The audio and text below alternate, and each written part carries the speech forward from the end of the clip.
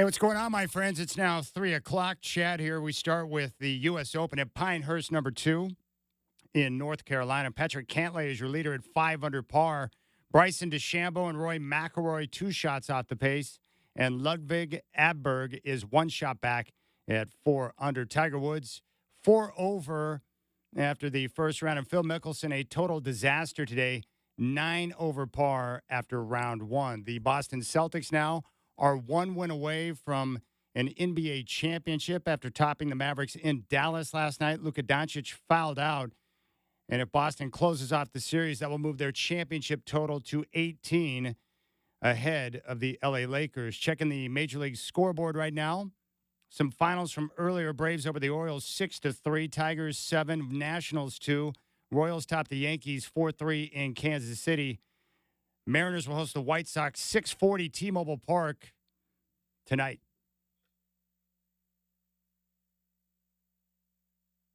The Rip City Drive with Dwight and Chad, presented by Lazy Boy. What is your strategy for comfort? 1-0. Torres drives it. Left field, it's deep. Wow. Hampson back, gives it a look. Way gone. Goodbye. Oh, Gleyber Torres absolutely unloads a 3-run homer as he points out at the sky. Torres' 3-run blast. The Yankees having fun in Kansas City once again. It's 11-2 Yanks. Geez, I wonder if she goes out with one of the Yankees. Jaylen Brown, who has authored a 13-point quarter, attacks the rim and flushes with a right hand. 15 in the third for Jaylen Brown. Yeah, I mean, you were going to expect a run from them because they had a 19-point quarter. And so, just by the type of shots they take alone, you knew they were going to make some kind of run. Some of those came at the expense of our offense. I thought maybe, we missed a couple reads. They changed coverages and they changed matchups on like 3 or 4 straight possessions, and we missed the read to get the right shot. So I'd say probably 60% of the shots we took in that stretch, we got to get better, and 40% I was okay with. We just missed them. We have to be better. Again, just taking one possession at a time. I just really want to win. I wanted you to have a bad experience. It was pathetic. It was absolutely awful. Strap in. The Rip City Drive with Dwight and Chad starts now.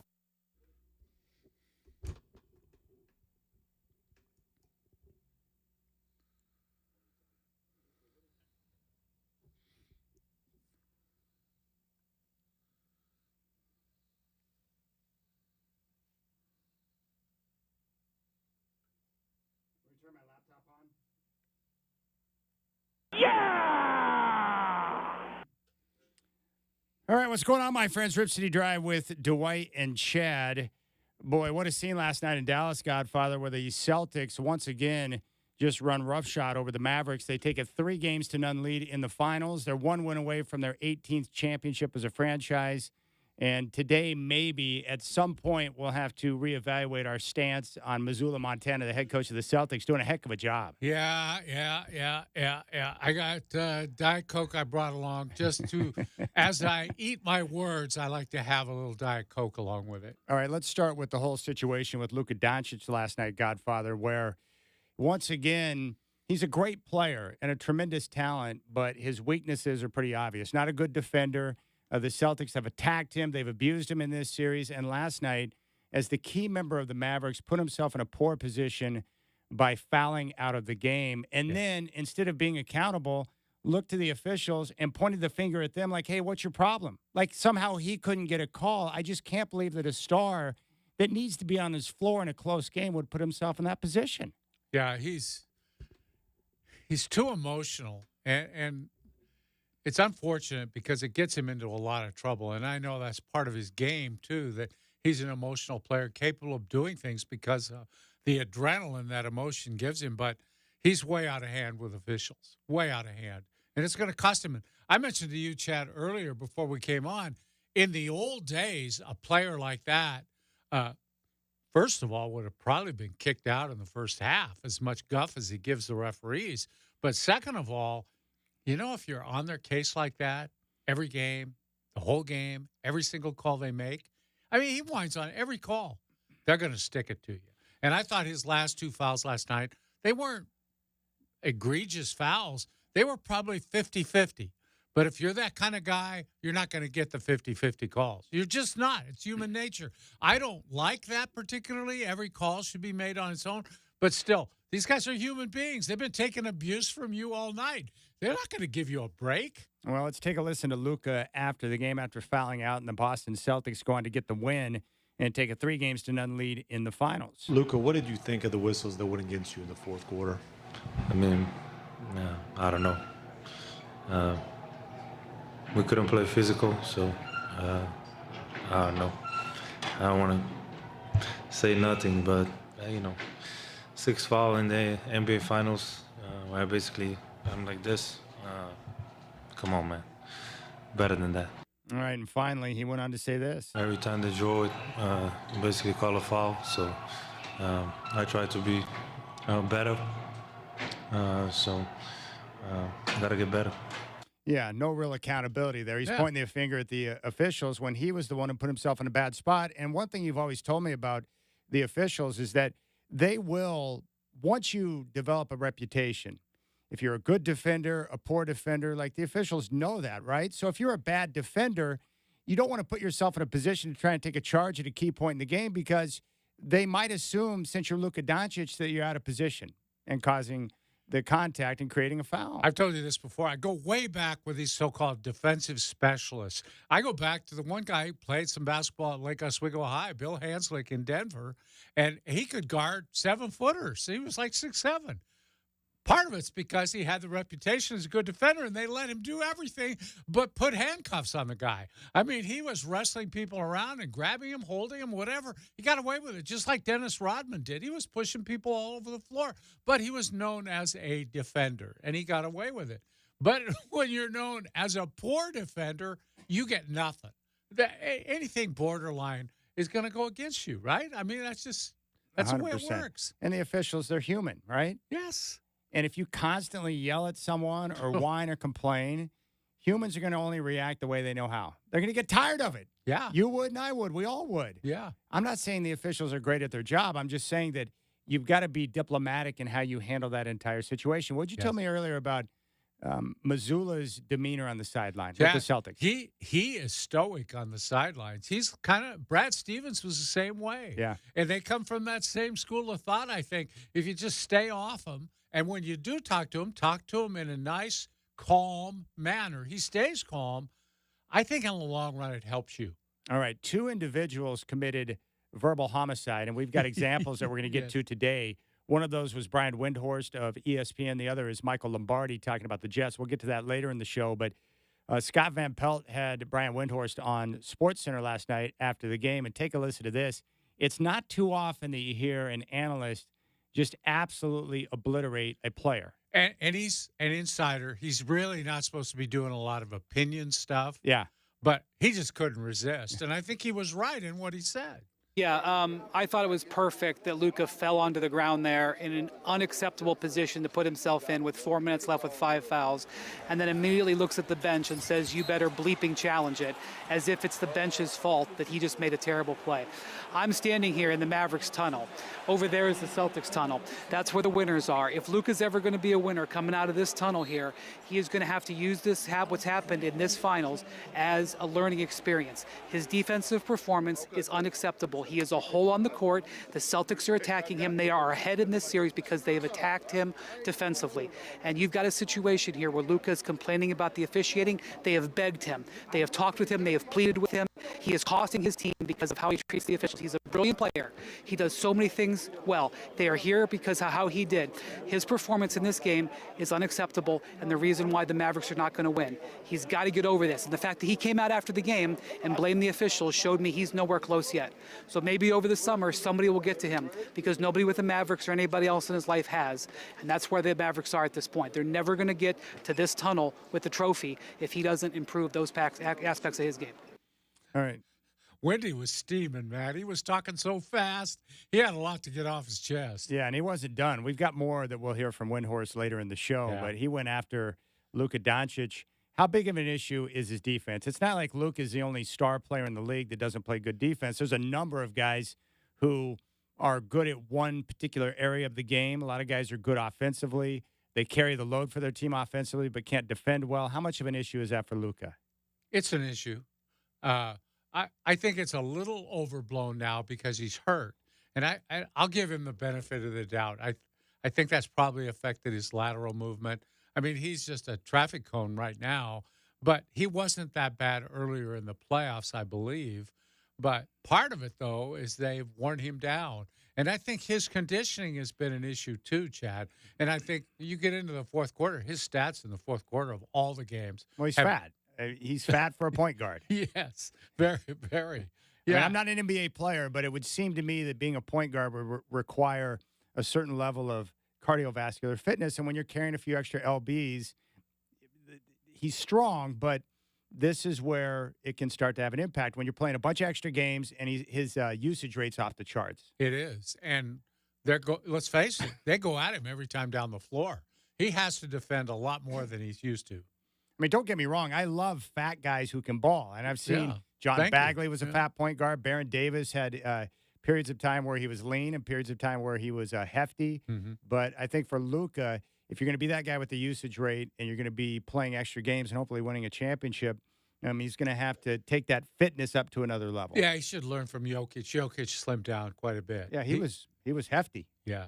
And then he redesigned his body, focused more on nutrition. Barkley did the same thing. Yeah. He came down. Yeah, he came down when he went to Phoenix. He was in great shape. Mm-hmm. So we'll see how things continue to shake out. But I think the series, obviously, it's over. There's no way. And this is not – I mean, Dallas is just nowhere in the same class or level of Boston. Boston's just a better basketball team. Yes. Up and down the lineup. Really. Yes. Even if Luka was playing manageable defense, the Celtics would still be getting to their spots and getting the looks they want. That's how good they are. And they won last night without arguably one of their top three players. No question. Porzingis didn't play a lick, and he probably won't in any of the rest of the games.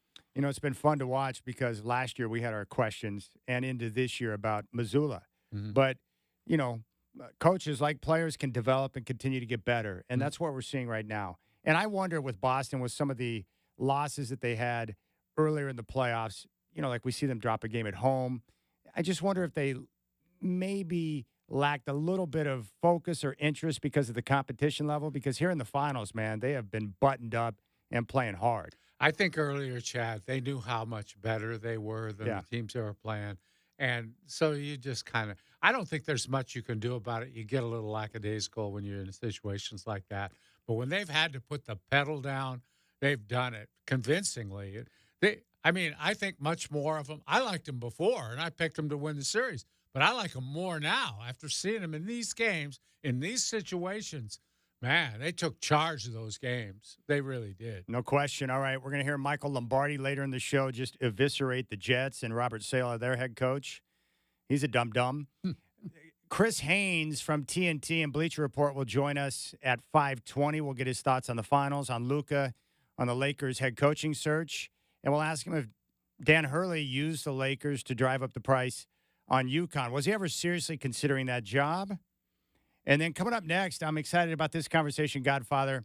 We saw it in New York. I was there over the weekend, but the Dodger fans showed up strong. In fact, over 5,000 Dodger fans who were there with Pantone 294 got a police escort through the Bronx up to Yankee Stadium.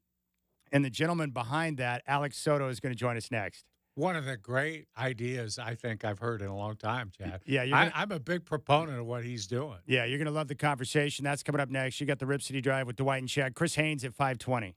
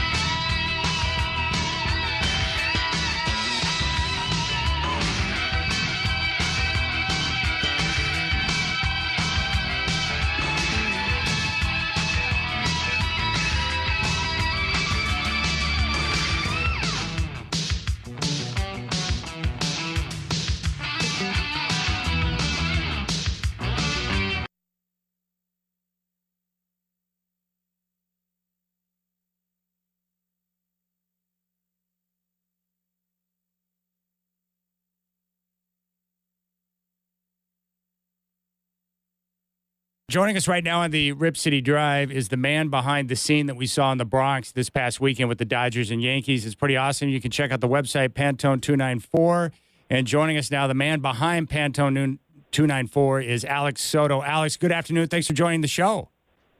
How's it going, guys? How's the weather out there in Portland? Oh, it's nice. 73 degrees and sunny as I was driving in. So as you know, on the West Coast, this is the perfect time of the year to be in the Northwest. Dwight and I love it for sure. So let's go ahead and start with this. We'll get to the Bronx in just a moment. But for people who don't know, Pantone 294, I believe that's the official blue color of the Dodgers, right? That's the actual code name for the Dodgers blue, correct?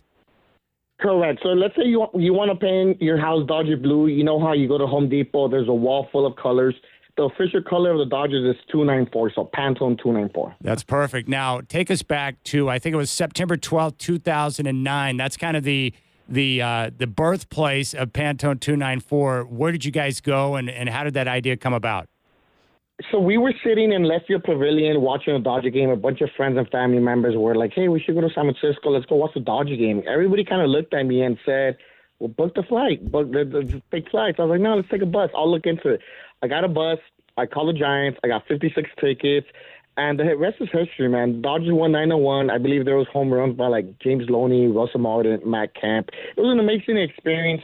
We did it again the following year. We did it again 2011. Did it again in 2012. And in 2013, that was around the area where everything, social media was peaking. Twitter, Snapchat, Instagram, Facebook. So I needed a website. I started a social media, but I wanted a name, right? I wanted something that was symbolic to the Dodgers, but there was no crew, no army. I didn't want anything gangster related. So I wanted something that symbolized Dodgers without saying the word Dodgers. And you know how everybody talks about Dodger Blue being so symbolic to LA, Dodger Blue this, Dodger Blue that. Well, what is Dodger Blue? Dodger Blue is Pantone 294. That is a terrific story, and it's just continued to grow from there. So let's fast forward to this past weekend. I was there in New York, as were you, Dodgers and Yankees at Yankee Stadium.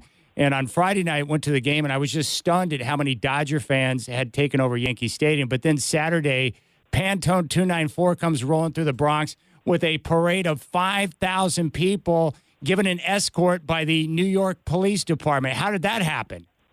New York's finest people, man. Look, we knew it was going to be big. We were anticipating 3,000, 4,000, 5,000 people. We knew it was going to be big. But I was at the pregame inside Billy's. It's a sports bar right across the street from Yankee Stadium.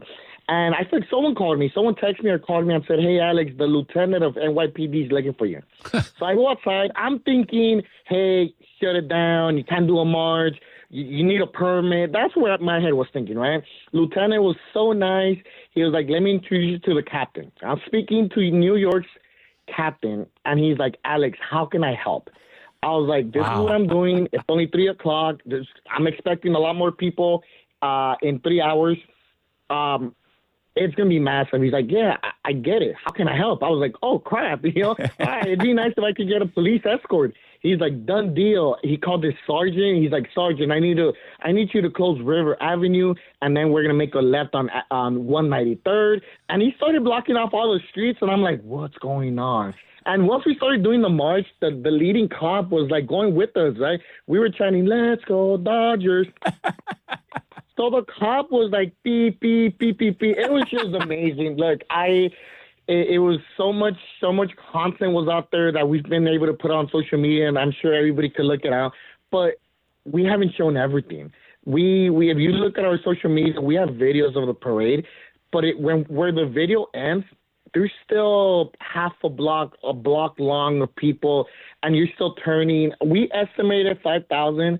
I've also had someone survey all the videos and figure out the length and width of the streets and figure out the dimensions of people. It's more than 5,000. It was amazing. It was a great turnout. And look, knock on wood, it's the reason people come to our events. In 15 years, we have had no incidents, no fights, no arrests, nothing.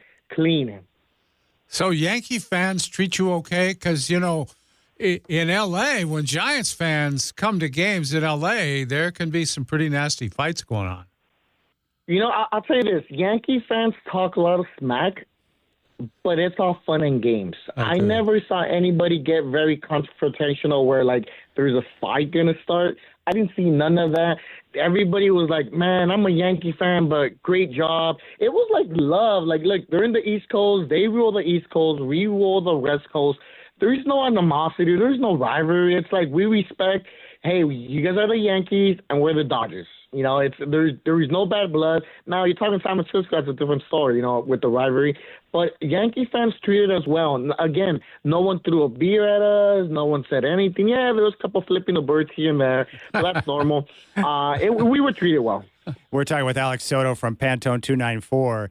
How many events do you plan throughout the course of an entire baseball season? Is it one big event like we saw in the Bronx with the Yankees and Dodgers? Is it multiple games? How does that come to be when you're going to get the entire group together for a road game?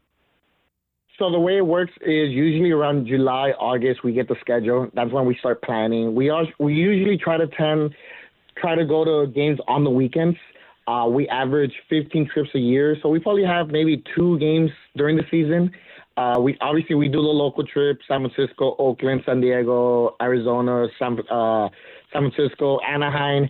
And then we always try to do one big trip, right? Obviously, we're going to have like your locals. I have a big audience in Texas. Anytime there's a game in Texas, we go. But we've tried doing where we go to every single stadium in the country. We're missing 2. We're missing Detroit, and there's another one. It's Cincinnati. There's 2, Detroit and something else. We usually try to do 1 or 2 big trips per year. This trip, it just happened to be New York. It had been 8 years since we've gone to Yankee Stadium. Everybody's been waiting for New York for the past 8 years. So the moment that game was on the schedule, everybody signed up. We sold out back in September. And you're talking about 2,000 tickets, 1,200 boat tickets, 500 stadium tours, and we maxed 2 planes, and we maxed out 4 hotels in New York City. Holy crap. Whoa. And all this is sold out in September. Alex, how do you organize it? Who does all this organization for all these various things that you have to do for all these people? Obviously, we have an internal team. We have a team. You know, we have people that help us out. You know, I do have a staff. It's something that look, I'm not the first one to do trips. I'm not going to be the last one, but I believe we were the first ones to do it the right way. That's amazing. Now, I've seen the flag that's been unveiled before. Tell me about the Pantone 294 flag. Oh man! Without saying much, we used to take it all over the country. We took it out in New York, San Francisco, Anaheim, San Diego, and it got kind of to the point where kind of teams were like, Alex, you know, just don't bring the flag. So if a team will tell me not to bring the flag, I'm not gonna bring it. I'm not gonna burn bridges, right? If they tell me not to bring it and I bring it, guess what? Next time I want tickets, I'm not gonna get tickets. That's true. Alex, what kind of work do you do? What do you do for a living? This is my full-time job. Wow. All right. You're living the dream, bro. Yeah. It's a full-time job. We got 7 employees. It's a business. It's a business. That's great. Like you said, it takes a lot. It's not. We don't just sit here and plan trips. And no, there's more to that. There's customer service. We average about 300 emails a day. We average about 100 DMs on social media, comments. We got a post. We also sell merch. But with the success of Pantone, we've been able to open up a sports shop in East LA where we customize jerseys, hats, embroidery, all that. It's called LA Sports. We also have a transportational company where we have a party bus, we have sprinters, we have cars for transportational purposes. And currently we're in the process of opening up a sports bar. So it's not just we just sit here and we plan trips. So there's a lot more than that. It goes, you know, you got to edit videos, you got to pose, the customer service, someone has to package the orders. It's a team effort. Gosh, the more you talk, the more I love you. This is absolutely amazing. Alex Soto from Pantone 294 here on the Rip City Drive. So if someone wants to participate in one of your Dodger trips, how do they do that? So I get that asked a lot, right? People think, oh, well, I'm not a member. How can I join you guys? Lucky for everybody, we don't have a membership. Everybody's welcome to join. I don't want anybody to be like, well, I can't go because I'm not a member. I don't want to pay a membership fee.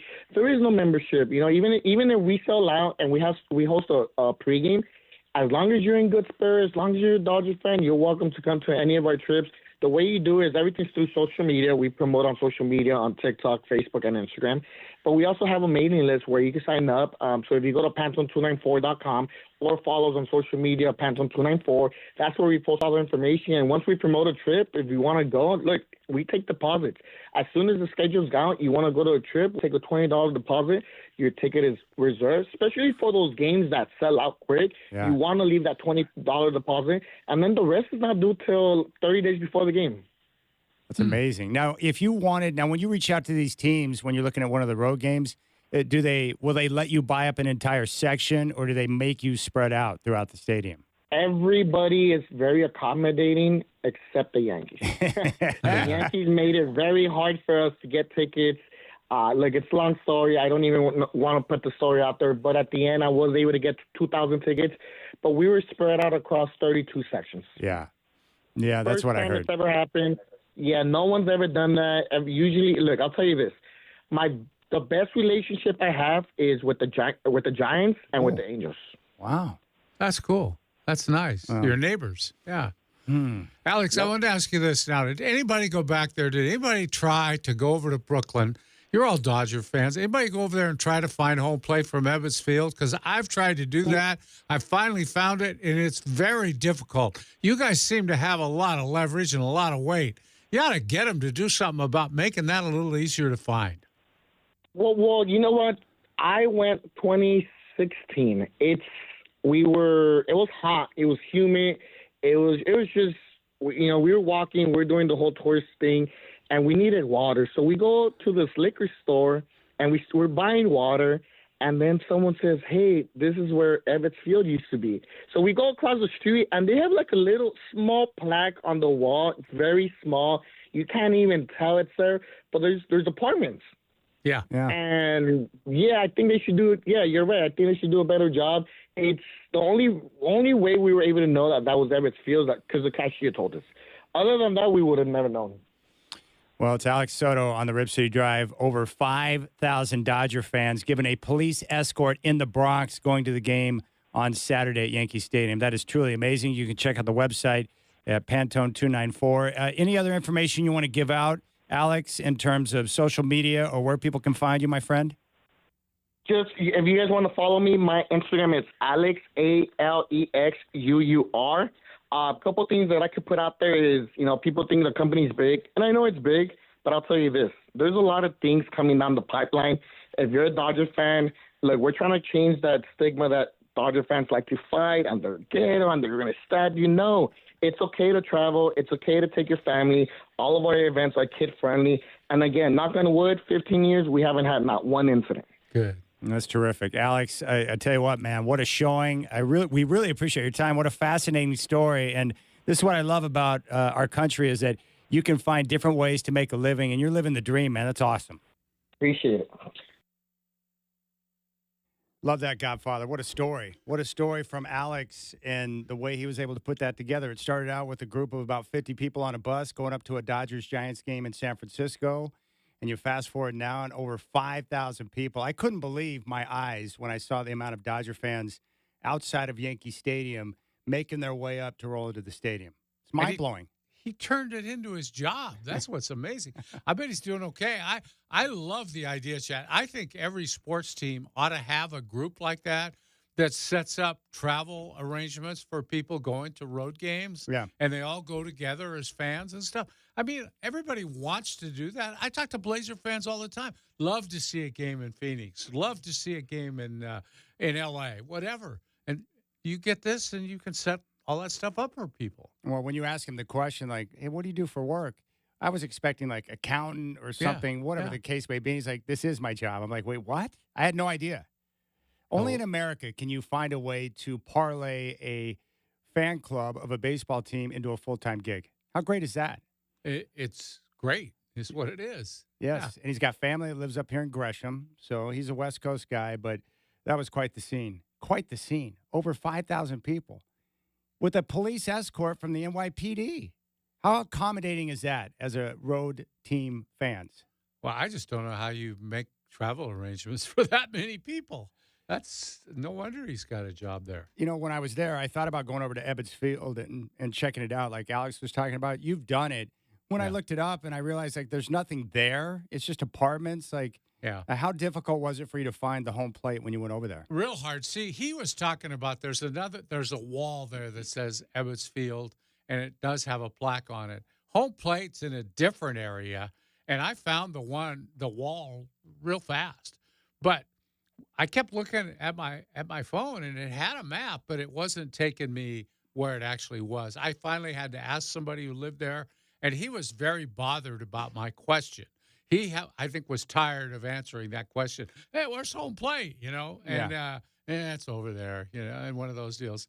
But we found it, and I got to take a picture that I've got up on my wall now at home of that home plate, and it basically says, this is the home plate that Jackie Robinson touched when he was the man who broke the color barrier in Major League Baseball.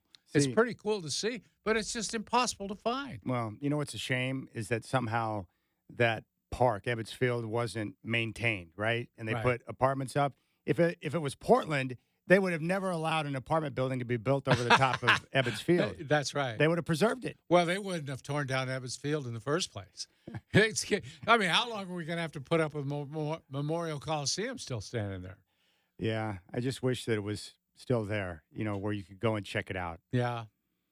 Yeah, somebody had a great idea for a new ballpark. If you're putting a new ballpark in Vegas, why not model it after the Polo Grounds or Ebbets Field, Crosley Field in Cincinnati, or one of the old ones, but make it sort of a copy of that. It would be really cool. You've been to the new Camden Yards in Baltimore. Yeah. Did they do a good job of kind of mirroring what they had prior to that? Yeah. Chad, it's incredible. It's an old-fashioned ballpark, and the colors of the seats and the structure and everything are perfect. And the way it's kind of fit into an awkward space, that's the way the ballparks used to be. It would have a short right field fence because there was a street out there, and you couldn't put the fence any further away because you fit them into certain areas in a neighborhood, and I think that's what gives a ballpark character. All right, we'll keep things rolling here on the Rip City Drive. Chris Haynes going to talk NBA with us at 5:20. When we come back, Josh Johnson is going to join us. He's a Beaver, and he's going to give us the latest on the Blackout Putting League, which is coming to Portland, and it's going to be pretty awesome with some great prizes on the line, including a $1,000 credit for Red Tail and your own green jacket. You got the Rip City Drive.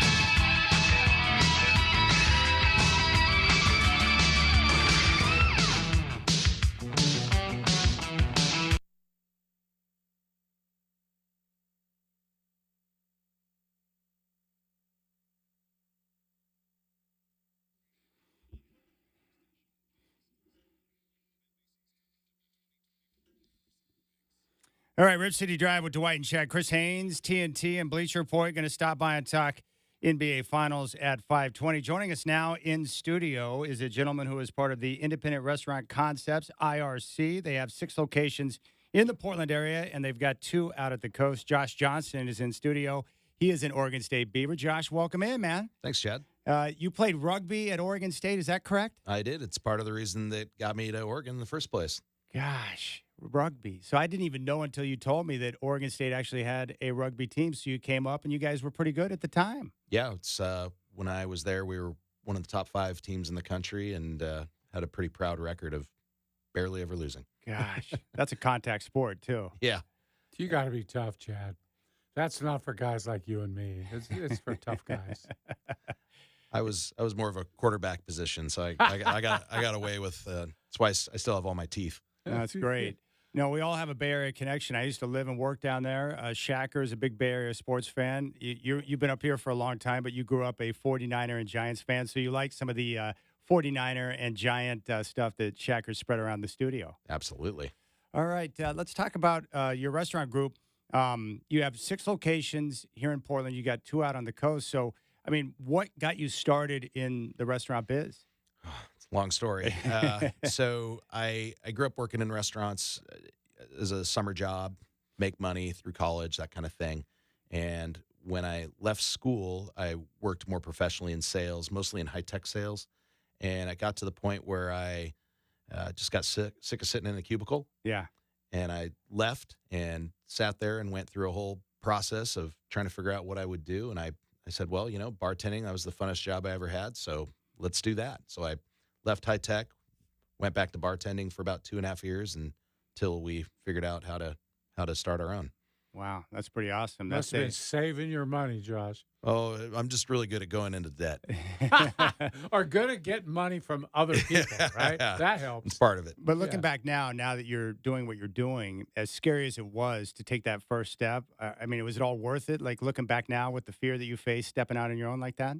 Yeah, I really do enjoy what I do. And to me, it's always been more about quality of lifestyle than money. I mean, restaurants is a hard business to make money in. It's a low margin business. Yeah. So you got to work hard for it. But I do love it. I love the entertaining aspect, and I tell people all the time we throw parties professionally. That's great. All right, give me a quick brief breakdown. We're going to talk about Satellite Tavern, which is up in North Portland off of Interstate Ave in just a moment with the Blackout Putting League. But give me a quick breakdown on the 6 locations you have here in town in the Portland area. Sure. Our first is called North 45 Pub. It's up on Northwest 21st Avenue. It's been there going on 19 years. Wow. Great outdoor back patio, kind of an upscale neighborhood pub. It's the easy way to describe it. Next would be Patty's Bar and Grill, oldest Irish bar, still operating Irish bar in the city, right down on the waterfront. Most people seem to find us on St. Patrick's Day, but we like customers the other 364 days a year too. Really? And big library ladder, wall of booze. We've got a breakfast spot in the Lloyd district called Cadillac Cafe. Oh, been there many times. Yeah, kind of a great lunch spot. Institutional lunch spot over there. Great spot. And the car's still in the dining room. Is it? Yeah. The Cadillac. Yeah. We took over the McMillan Brothers' original property, which is Produce Row Cafe, about 10 years ago. And that is our busiest spot for events, really popular event spot. Still bringing singers in there and bands and stuff? stuff? Yeah, it's transitioned more to DJ events. Oh, really? Because it's still in a zoned industrial, and they can play loud and late. Yeah. But the award-winning patio, people love it. Been there many times, too. That's 4, 5? We've got 2 left. That's 4. Yeah. So the Independent Sports Bar and Grill right down on Broadway next to the Benson Hotel. It's up for Willamette Week People's Choice right now for best sports bar in the city. So please vote. And then Satellite Tavern, which is our North Portland sports bar, neighborhood bar. And it's got a little North Portland grit to it. It's a little more irreverent. Yeah, I love the north part of town, and I like what you've got there. And what I like is what you've done on the outside portion of the restaurant at Satellite, where they got the great patio area where you can sit back, watch a game, have some food, drink a brew. But then you've got other activities you can do with a new putting green that's out there where you can practice your putting. I'm a big golfer, so, the putts are always very important. But that just went in recently. So what was the idea by putting the putting green in? Well, we originally opened with a horseshoe pit, and it just wasn't getting a lot of use. And we were trying to figure out a way to activate the space out there. And if you look around, all that new housing they've built, nobody has a yard. And so we're kind of the de facto backyard for the neighborhood. Yes. And by the way, we sell hamburgers and beer, so it works out great. So the putting league was just another way to use the space, and we thought we would get some regulars coming in once a week or a couple times a week and keep people around a little longer. We've got something to entertain them. Yeah, and you guys are very pet friendly too, which is awesome. Yep. We're hoping there's no pet accidents on our nice new petting green, but yeah, it's a great patio for you to bring your pets along. That's terrific. All right, so the Blackout Putting League, this is something that's brand new, and it's going to be coming to Satellite Tavern. It's going to be June 20th through August 29th. It's a round robin with teams of 2, and the grand prize for the winning pair, they get to split a credit for $1,000 at Red Tail Golf Center, which is awesome. And then also you get your own green jacket. So just a step down from the Masters if you win the tournament, which is going to be awesome. So tell us about the concept, the idea behind the Blackout Putting League. Well, we were trying to come up with how to figure out a game that would be easy to manage and get a good bracket going. And so we just started looking up different games, and it actually was inspired by beer pong with the beer cups. And yes. Every time you make one in, you turn the cup over and it leaves less cups until Yes. they're all gone. So we converted it to golf, and we said, well, it's a perfect synergy between a sports bar and a putting green. So we called it Blackout Putting League. And it's $50 to enter, teams of 2 every Thursday. There's the bracket will kind of be self-generated in advance, and $1,000. We don't have to use it at Red Tail. We haven't bought it yet. So if you have your own golf course you want to go to, we're happy to support them if you win. And the Satellite Masters green jacket is pretty slick. That is awesome. So if you are interested and you want to register your team of 2, what's the best way to do that? I would reach out directly to the manager. You could call the restaurant or email at manager@satellite-tavern.com. Okay, good. That easy. Manager@satellite-tavern.com to get in. Now, what is you've got like a Hall of Shame at the Satellite, too, with different jerseys. I think Pete Rose is a part of it, Yeah. and some other notorious athletes for their shenanigans. Yeah. How did that come to be? You know, we were just trying to think of a different twist on some memorabilia, and Wall of Shame. I think I found the Pete Rose jersey first, and then I ran across an O.J. Simpson jersey, and then it just kind of waterfalled. And I said, let's start buying these up. And under Pete Rose jersey, for example, it says Pete Rose gambling. Michael Vick dogfighting. Yes. And so we've had a couple people come in and not like him, but you can't please everybody. So. I've always wondered, I love asking restaurant owners this, but what do you think is the key? I've been told that, the connection with the local farmers and the restaurants is very important. Portland is very embracing in terms of no matter where you're from, if you have good service and a good product, people will give you a chance. Like, what do you think makes Portland such a unique food town? I think you nailed it. I mean, there's such available access to great product, great bounty, right? Whether it be fresh seafood or the farming. I mean, it's just phenomenal.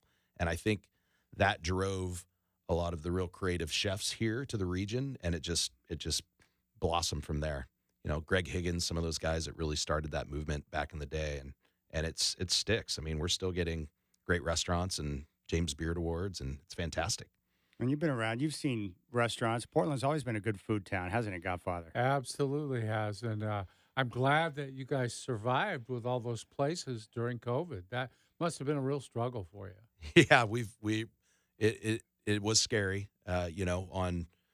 On St. Patrick's Day, my biggest day of the year, we had to lay off about 180 employees, including myself. Man. And so we didn't really know what was going to happen. And we're still grinding through it. I mean, the restaurant business nationally is still in a place of uncertainty, is the way to say it. Are we doing better locally, Josh, than they are nationally, or how does that stand, do you think? I mean, even regionally, the restaurants in your suburbs, with the departure of a lot of businesses from downtown, your Beaverdens, your Tualetons, those kind of places a lot of the businesses move there and a lot of the people. So what we're really waiting for is the workers to come back to work in their office downtown, and that will that density of people will transform the vibrancy of downtown overnight, because there'll be people down there going out for lunch, going shopping, using the dry cleaner, all those things. That'll bring Portland's vibrancy back overnight. Are you getting any assurances that that movement is underway? Oh, well, there's hope. Yeah. It's a interesting election year for us locally. I'm excited to get some new business-friendly leadership in the city manager, keep beefing up on our safety and our police and addressing the homeless problem. The same things everybody's talking about. I think we just need some strong leadership that are willing to put their neck out and lean into it and get it done. All right, the Blackout Putting League, it's going to start June 20th, and it runs through August 29th, teams of 2, and it's a round-robin format. If you want to join and you have a team, you can reach out to Satellite Tavern directly or just email manager@satellite-tavern.com, and you'll get the information you need to put together your teams. And you can check out the sweet putting green and the great outdoor area they have at Satellite Tavern. It's awesome. I've been there many a times. I think you'll like it. So check it out. Satellite Tavern, Blackout Putting League, June 20th through August 29th. Josh Johnson from Independent Restaurant Concepts here in the studio. Nice work, man. It's great to have you in the studio. Yeah, thank you. You guys are great. Go Beavs. All right, we'll keep things rolling. Chris Haynes is going to join us at 5:20.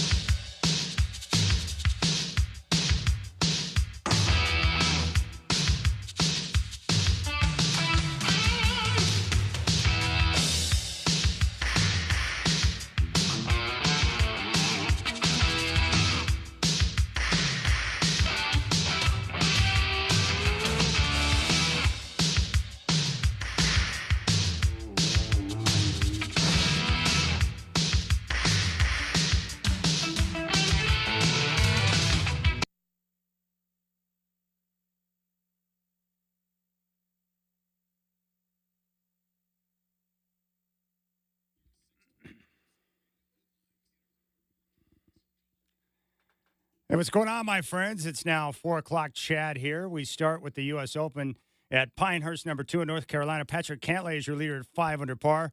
Bryson DeChambeau and Roy McIlroy, 2 shots off the pace. Ludwig Aberg is 1 shot back at 4 under. PGA David Coleman will join us tomorrow to talk U.S. Open. Tiger Woods is 4 over after round 1, and Phil Mickelson had a rough day, 9 over par.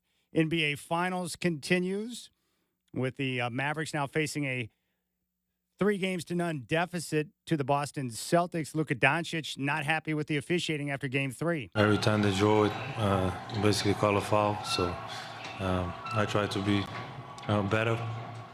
Got to get better. Chris Haynes of TNT and Bleacher Report is going to stop by the Rip City Drive and talk finals with Dwight and I coming up at 5:20.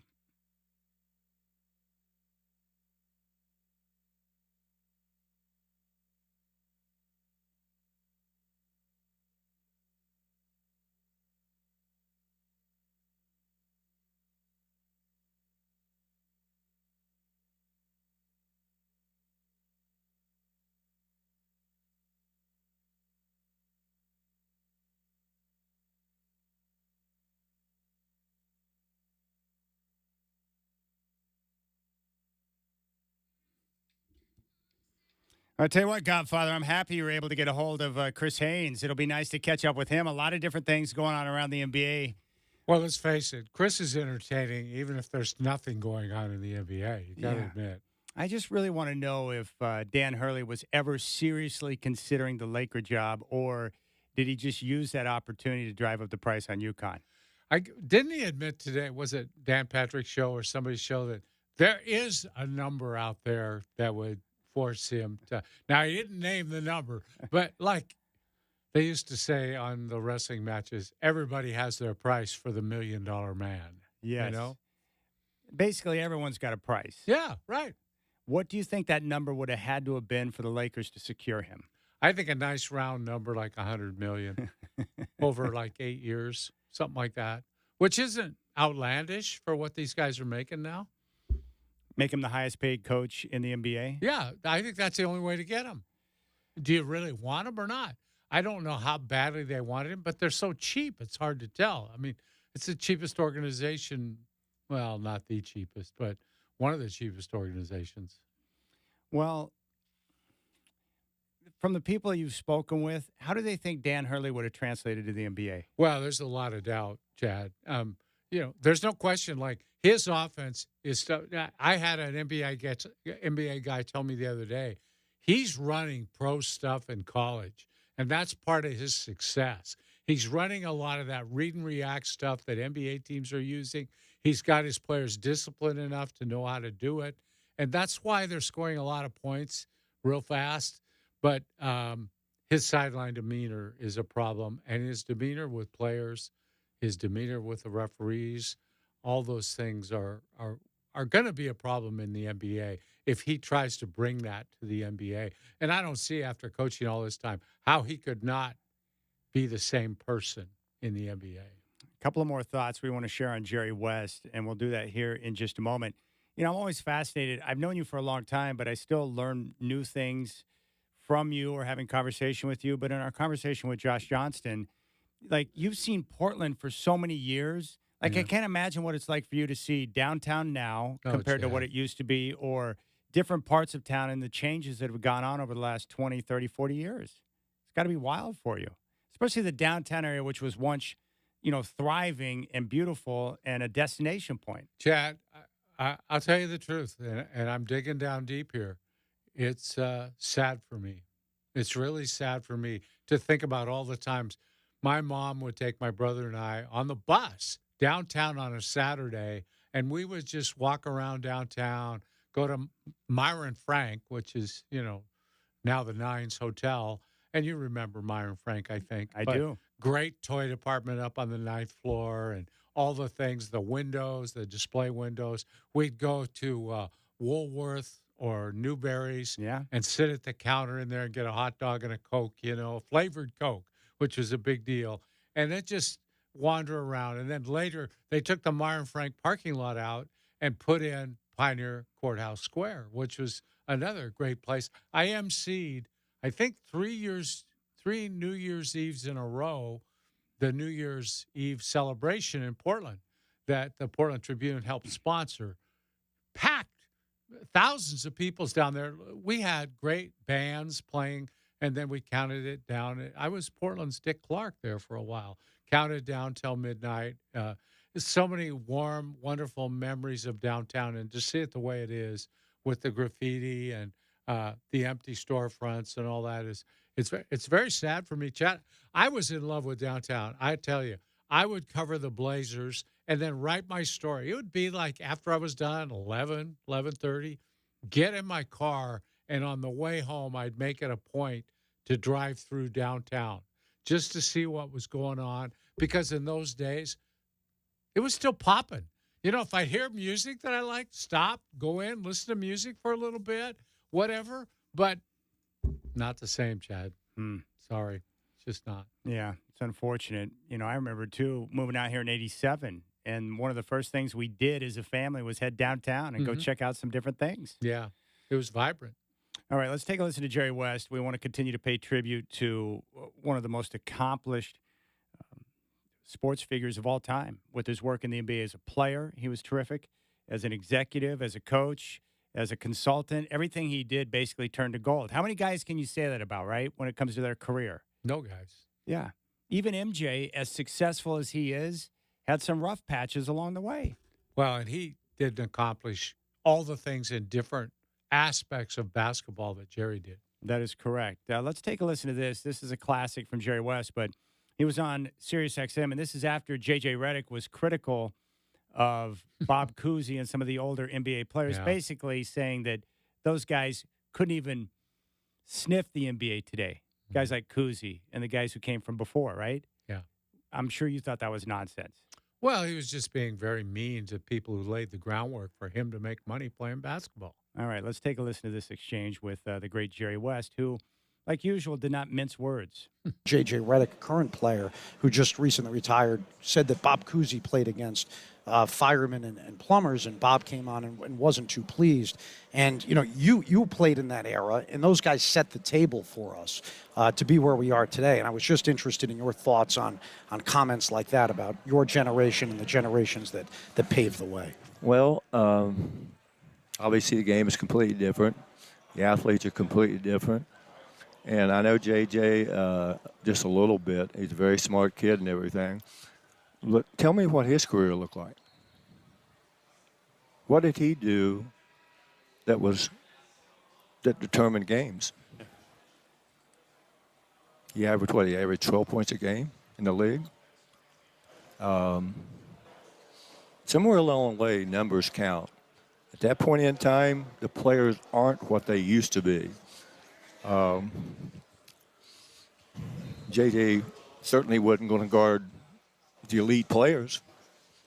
And so you can nitpick anyone. And I'm not, the only reason I'm talking about him is because he was not an elite player, but he was a very good player. But he had a place on the team because of his ability to shoot the ball. But those players at that era, and again, that was when I started to see the difference in athleticism. You know, my era, I was an athlete way before my time. I had a huge vertical. Probably no one in the league was much faster than me. And certainly the competitive part of it, I would put myself among any player that played the game today also. Winning is all that matters. That's what drove me. And I subtly got better every year. We didn't have the facilities to get better. We had to work in the summers to support our family. But JJ should be very thankful that he's made as much money as he's made. And Bob Cousy, who I played against a couple of years, not very long, I just think it's very disrespectful myself. There you go. There's the great Jerry West. I think he broke that down perfectly. Yeah. They had to work. They didn't have a choice. Yeah, those guys were selling insurance all summer. Yeah. I mean, seriously. Yeah. That's what they did. A lot of them sold insurance because they had a name and they could get in your front door to talk to you about it. Yeah. Nowadays, you got tomato cans in the NBA making millions. Yeah. Yeah. For doing nothing. Borderline guys on these silly contracts that they don't deserve. And look, every era is different. Nobody's doubting that athleticism is more prevalent nowadays. Athletes are in better condition, better shape. We get all that. But you judge people in a league compared to what they did against other people in the same era. Yeah. And I saw Bob Cousy play, not in person, but on television many times. And Chad, he was one of the greats of that era and really the first guy to get into behind-the-back passes. He was like a one-man stall because he could dribble around in half court like Marcus Haynes, and nobody could get the ball away from him. It was just different. And to demean those guys, the guys who laid the groundwork for what these guys are earning now, that's really poor taste, very poor taste. I'm a big believer that you've got to respect the guys who came before you. Absolutely. And we do that in this business. Yes. We talk about it all the time, the great guys that came before us. There are guys who have laid the groundwork in sports radio that I admire for what they did because they opened up an entire new world of a way to make a living covering sports. Yeah. And so I admire that. Even if they're not necessarily your cup of tea, it's the reason why I put Magic and Bird on such a pedestal because before they came, the league was tape delaying the NBA Finals. Yeah. That's not good. You had to stay up till 11:30 to watch those games. They were tape delaying the finals because the league had fell upon hard times. And so all of a sudden you get two new stars that connect two opposite coasts, and then you create a new generation of basketball fans. And I love that. It's great. And I wish I could have been around to be able to see Jerry West play basketball or Wilt Chamberlain or the others. And I wasn't, but I wish you would have, too, because you would have been one who really respected it. The other thing we wanted to mention about Jerry West is this quote that he told Shaquille O'Neal in regards to Kobe Bryant. Because, you know, they made the trade to get Kobe. They traded Vlade to Charlotte to get Kobe Bryant. Obviously, West saw something in Kobe that nobody else did. That's why Charlotte was so willing to give up on him because they needed a big man. Oh, yeah, we need Vlade. We'll give you Kobe, no problem. Well, Jerry West then went into action in free agency and went after Shaquille and lured him away from Orlando and gave him a monster contract to do so. Here's what he said to him, Dwight. Quote, Shaquille, we just drafted a kid who's going to be the best player in the draft. He's going to be the best player in the league one day. He was right. Yeah. He saw Kobe coming way before anybody else did. I mean, that is a bold statement to make to a big-time free agent in Shaq. And at the time, people thought Jerry was crazy. Do you know, though, that all happened in about a week's time, acquiring Kobe and then getting Shaq. After that week, Jerry West went into the hospital suffering from exhaustion because it was like a 24-hour-a-day job. His son, Ryan West, was with him during a lot of that and says it was just unbelievable. The ups and downs, roller coaster ride in both cases. He had to make a trade to get Kobe. That wasn't easy. No. He had to find a team willing to take Vlade and still be in a position to take Kobe. And then he had to somehow convince Shaq to come all the way west. Well, and that whole desire to win, he said it was all about winning for him. Not just as a player, right? That same mentality just transitioned with him into the front office. He took it personal. I love that. Yeah. Like, at least you know when Jerry West is running your team, he cares about what he's doing. Yeah, that's what he was there. He was there to win. Gosh, what a stud. All right, we'll keep things rolling. Chris Haynes going to stop by and talk basketball with us at 5:20. When we come back, Dwight and I are going to bury the hatchet with one Coach Mazzulla. In fact, no longer will we refer to him as Missoula, Montana. Now, I don't know if we're ready to go that far, Chad. Wait a minute here. Okay. I didn't say that. Okay. Come on. I don't want to give that up, but we're going to salute him for doing a heck of a job with the Celtics. Half the time, I can't remember his first name, so it's just easier to say Missoula, Montana. What is his first name? Is it Missoula? What is his last name? Is it Montana or Missoula? I can't remember. Is it Joe? I believe it's Joe, yes. Whatever his we'll name is. We'll call him Joe. That's good enough. We're going to salute him because he is doing a heck of a job right now. Is. And he deserves recognition for that. You got the Rip City Drive.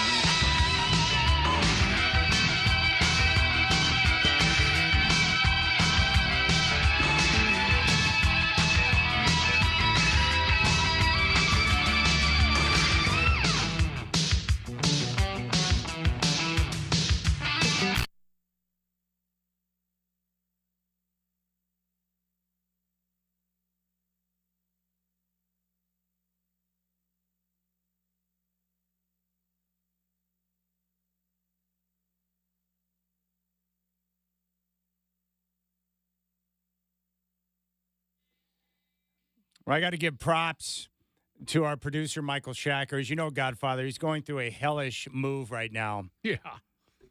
What are we giving him props for? What did he do today?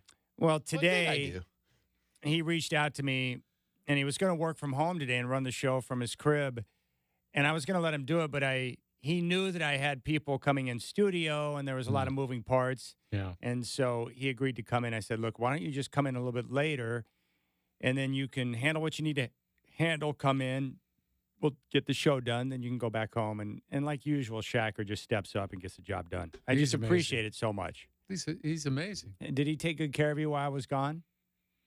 I don't know where I would have been without him, honestly. Mike's the best.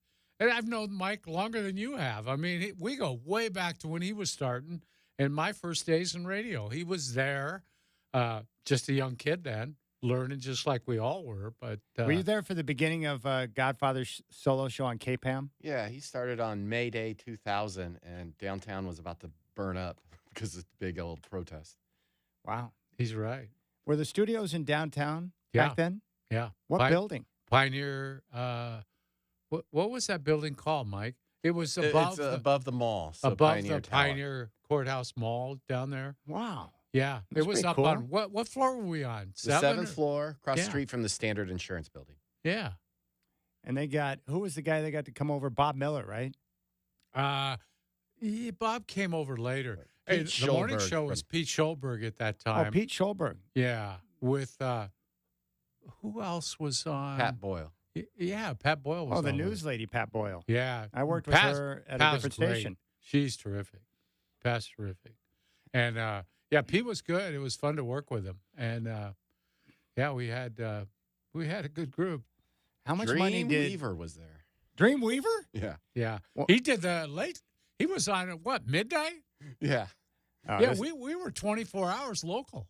this is great. One of the very first sports radio shows that I ever was introduced to before KFXX came around at 1520 back in the day.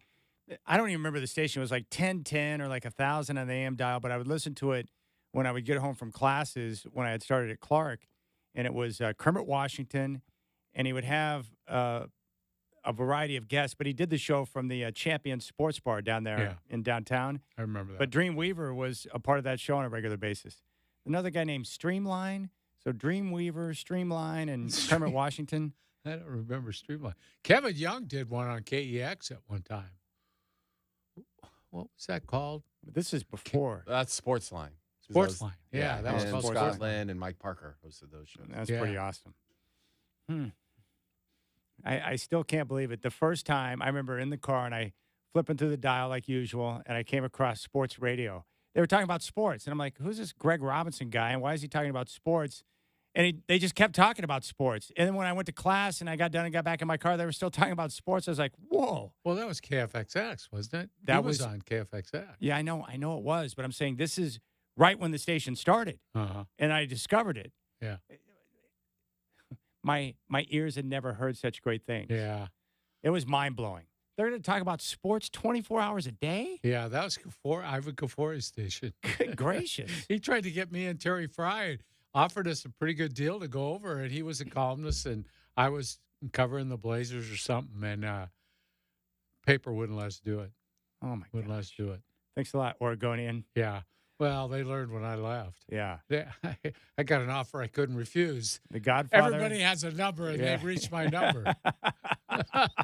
So off I went to KPAM, and it was a show. It wasn't sports radio. I could talk about anything. In this town, I had a blast. I want to know how much money Pamplin gave Bob Miller. Was it a fat number? It was a big number. It was a very big number, yeah. Bob was worth it at that time. He was big time. Bob was big time. He was big time. All right, NBA Finals. Dwight and I have got to give props to Joe Mazzulla, the head Yes. coach of the Boston Celtics. He's being more Joe Mazzulla than Missoula, Montana of late.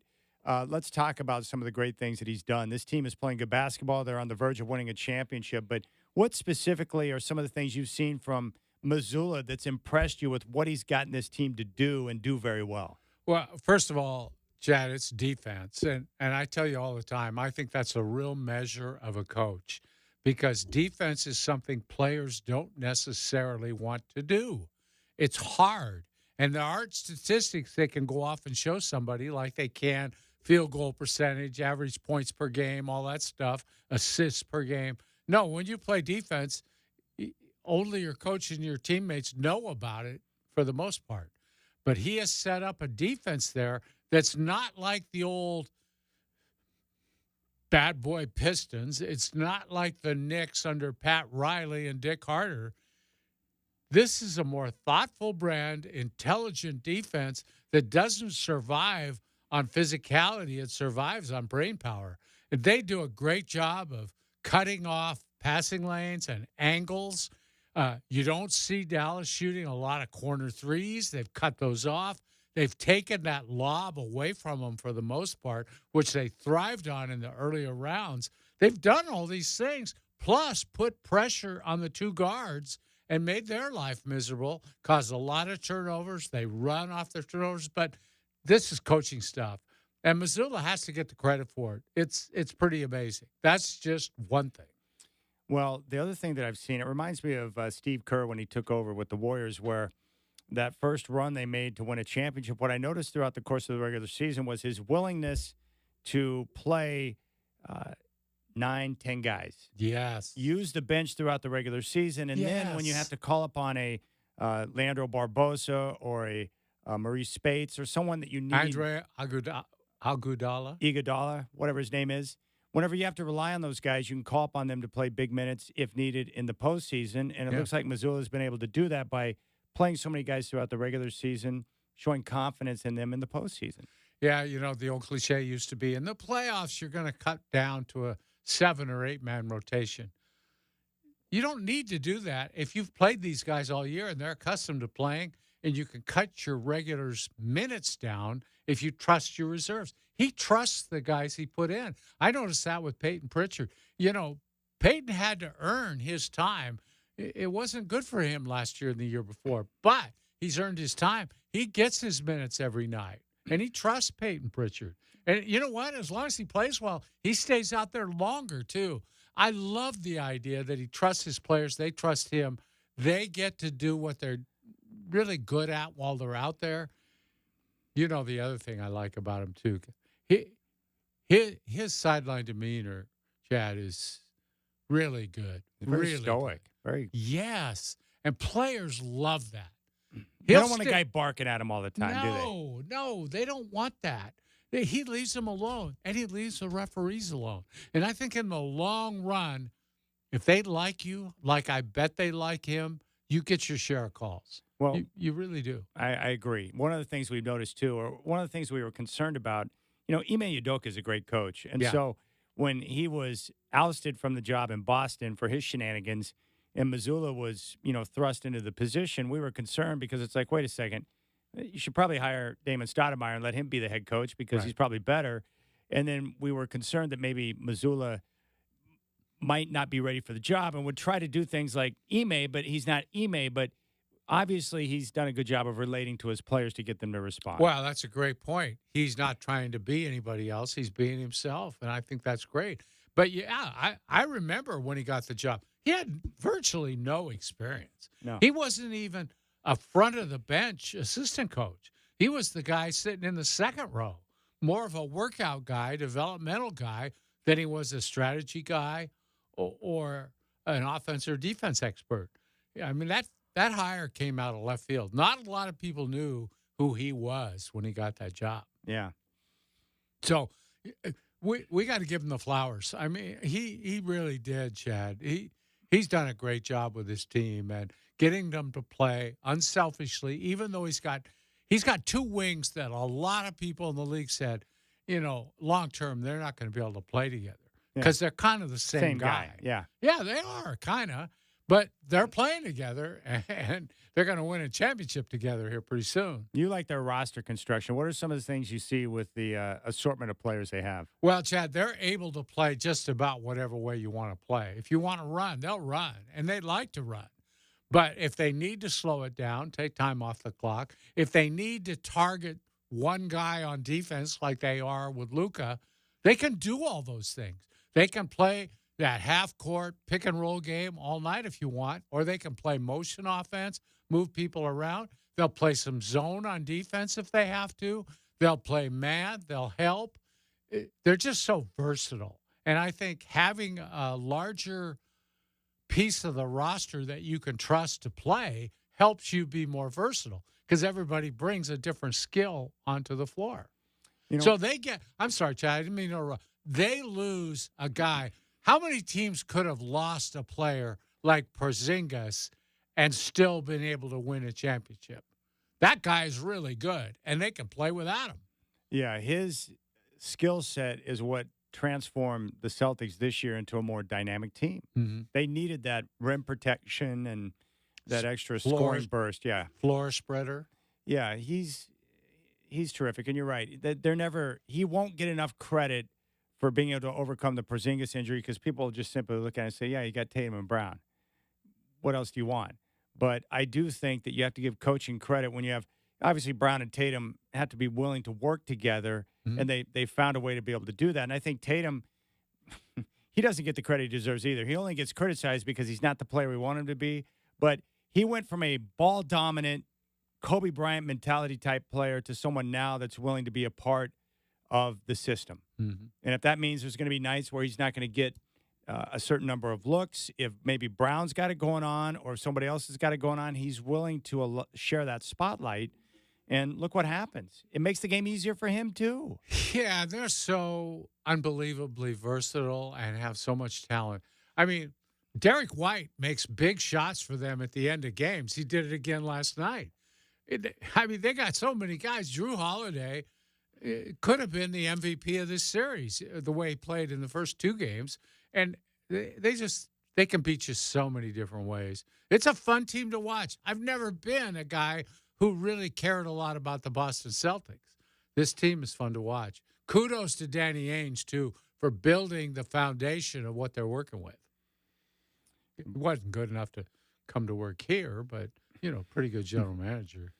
All right, here's the first team All-NBA this year. Giannis, Luka, Shai Gilgeous-Alexander, Jokic, and Tatum. Second team, Jalen Brunson, Anthony Davis, Kevin Durant, Anthony Edwards, and Kawhi Leonard. Third team is Booker, Curry, Halliburton, James, and Sabonis. Jaylen Brown is not on any of those teams. Yeah, but he's on a little crusade to show he should have been. He belongs. Yeah. So while Tatum is first team, Brown he's not that far behind Tatum. Right. He's a really good player. For me, when I define a great player, there's a lot of guys in the league I like, but I don't consider a player truly great. Like if you can't defend and you are a hole on that end of the floor, yes, sir, then you're down a notch. But with Jaylen Brown, even though he's not first, second, or third team All-NBA this year, I consider him one of the great players because he can win games with his defense and he can also win games with his offense. He's a great two-way player. That's how I define greatness. Can you play on both ends of the floor? Luka is great, but he can't play on one end of the floor, and therefore I have a hard time elevating him above certain players. Brown has really showed me something in the playoffs with his ability to hit contested jump shots. Yeah, with dudes in his grill. Late in games where the pressure's on and he just goes rising right up and hits those clutch shots. He's been really good in the playoffs. Yeah, Jaylen Brown, second team All-NBA last year. Yeah. Didn't make any of the three teams this year. Yeah, and they had a huge season. Yeah, he's a better player this year. Yeah, props to them. I like watching them play. I don't like their fans because they're annoying, but that the Celtics organization, they're like Jerry West. When they do things or they make decisions, it's usually the right thing. They know what they're doing. Mm-hmm. It's a very well-run organization, and Brad Stevens has done a heck of a job. Yeah, and it's another one of those organizations with such a past, such a legacy, such a history that they go out every year expecting to win. If they're not in the NBA Finals, it's a disappointing year. And they want to win it every single year. And they have a chance to win it every single year. It's been amazing, really. The run they've had all these years through thick and thin, different ownerships, different general managers, different coaches. They win. That's what they do. Who would you peg as the Finals MVP right now? Boy, that's a tough one. I think Brown's got a real chance. I do. There's a lot of memes going around of Brown and Tatum looking at each other like, hey, the guy that scores the most points in the deciding game might be the MVP. Yeah. Yeah. They're going to end this series, right? Dallas, they're not going to win a game. I wouldn't expect it unless Boston. I wouldn't either. Would you prefer, if you're the Celtics, to have it be a gentleman's sweep and then win the No. series at home in front of your fans, or just No. end it now? No, end it now and be done with it. Usually by this time, players of that mindset, we've played enough games. Let's get it done. We don't need one more game. End it here. We go home and then get our tickets for Cancun. There's a certain satisfaction that comes from ending a series on the opposing team's floor. Absolutely. Great pleasure in that. Yeah, and really, sweep means something in the NBA Finals. That's superiority there. Yeah. That's saying we dominated the league. Yeah. The part that's frustrating for me is like when you look at Luka and that whole act last night, like it's not like Boston is blowing them out in these games. They've been close games, but the Celtics have made all of the game-winning plays, and Dallas hasn't. Yeah. And what's frustrating about Luka last night is he got Kyrie his support. Kyrie played well, Yeah. but did. Luka just a disaster. And you got to credit Missoula again because they discovered a weakness in Luka. They said that's the weak link. Let's go attack him. And they just have been relentless in their pursuit of getting him matched up in situations that they feel are favorable. Relentless is true. They have attacked him from start to finish. And he's worn down by the fourth quarter. He can't make shots. He's stumbling around, making stupid fouls. And then, oh, by the way, they have Drew Holiday and Derek White. They're just a problem. Two of the best defensive guards around. All right, when we come back on the Rip City Drive, how would you feel if companies started sponsoring conferences in college football? So you could have the All-State 12. Just pick your company. Boy, college football, they are not opposed to money, Godfather. No, they can't seem to get enough of it. What are you going to do with all that money? If you have money, they're interested in you. Yeah, that's right. Yeah. They'll take your money. It just never ends. I know. They keep figuring out new ways to earn money. Those end zones that say Alabama, pretty soon they're going to say Allstate on them. You think the SEC is going to expand to China or some other foreign markets? Probably. Gosh. All right. We'll get to that coming up next. Chris Haynes coming by at 5:20.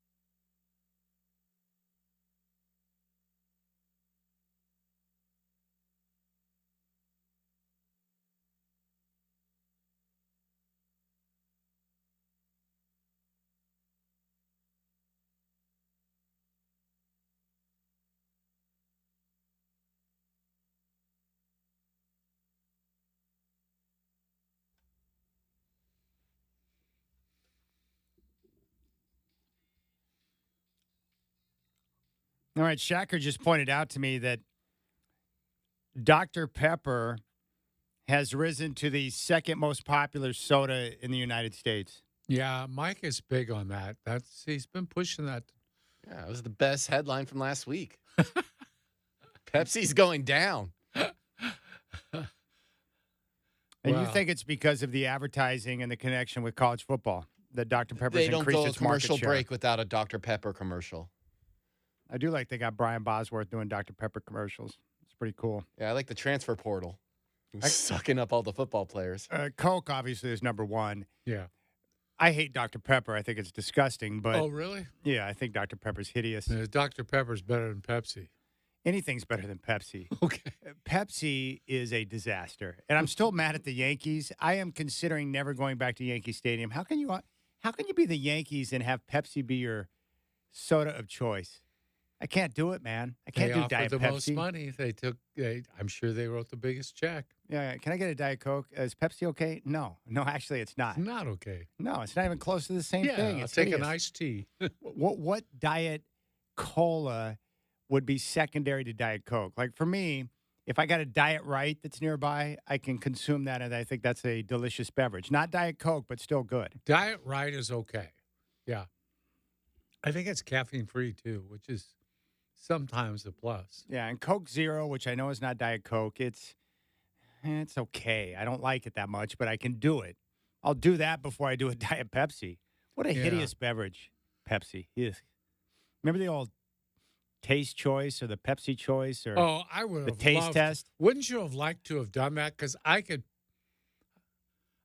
pick Coke out of any kind of test, and I would certainly pick Pepsi out of one too, because it's the one that tastes like cough syrup. We had mentioned some of the older sports talk godfathers in town. Tim in Milwaukee wants to share his thoughts. Tim, welcome back to the show, buddy. What's on your mind? Hey, Chad, haven't talked to you in a while. Hope you're getting ready for a nice summer. Yeah, I got really nostalgic when you guys were talking about KFXX. I used to listen back in the 90s. I always used to, whenever I would be in need of employment, I would almost exclusively search out delivery jobs just so that I could listen to the radio. And I remember when you mentioned 24-hour cycles, I remember there was like this murderers lineup that they had for a while. You would start in the morning with Rome, and then you would move into some local programming. Usually it was Kermit Washington, Michael Thompson, or some variation thereof. Later on, it would be Colin Cowherd closer to the 2000s. Then you had Pharrell, then you had the Sports Babe, and then you went into I think you went into national programming overnights, but that's usually when I would turn over into like the guy talk sections, and I would find these little obscure stations like K-Guy, which I understand your call screen used to work for, and I would listen to guys like Rick Emerson or Don and Mike, Dennis Miller. Dude, that was appointment listening back then. You would like shape your day around it. This was before you could download a podcast and just do it willy-nilly. It was really like a part of your life, and you were dedicating yourself to getting to know these personalities, and you were relying on their ability to be a professional broadcaster every day and bring it.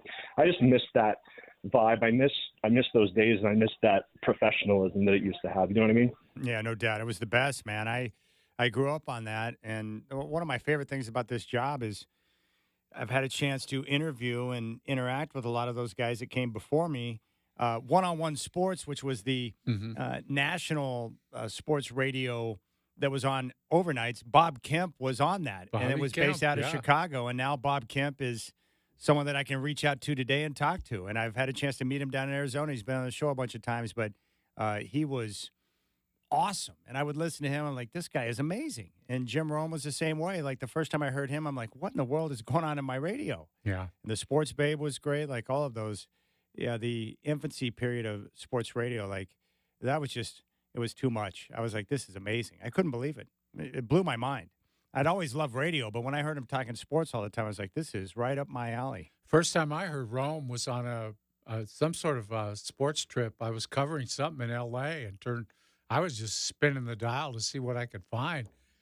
Here's Rome, and I mean, what am I hearing here? And you had to, it's like it is now. You kind of had to listen for a while to get into the jargon and understand what he was talking about. He's talking about clones and jungle and all this stuff. What is this? Yeah. But, yeah, I would listen every time I went down there because he wasn't available up here then. I worked with a lady in San Francisco. She worked on one of the music stations down there, basically like the San Francisco version of K103. So she was, big-time disc jockey.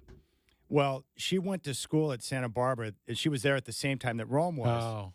And what she told me that Rome did is he was on the student radio station there at Santa Barbara, UCSB. And she said that he would, every week, he would type up and create these show sheets of what was coming up on the Jim Rome show on the student station. Like she said it was very neatly done. It would be printed up the Jim Rome show, and he would list the topics. And then he would go around and hand these out to everyone on campus. Oh, gosh. So that they would all know to tune in and what was coming up on the show. Appointment listening. Yeah. Like, hey, you don't want to miss today's show. But that was what Rome was doing back in the day on campus as a student, just working the student radio station. I was blown away by Pharrell when I first heard him, too, when he used to do that where he talked really fast. You know? Oh, my gosh. I know Shacker's a big fan of him.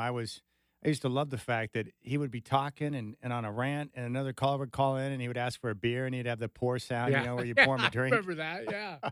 Yeah, give me a beer. But that's what blew me away about radio was it is theater of the mind. It's the sounds and all these different things that were going on. It's like, wow, this is amazing, with the sound bites and the different things, and everyone had their different style. But Pharrell had the very distinct, voice, raspy, but he could talk really fast. Mm-hmm. Yeah, mind-boggling.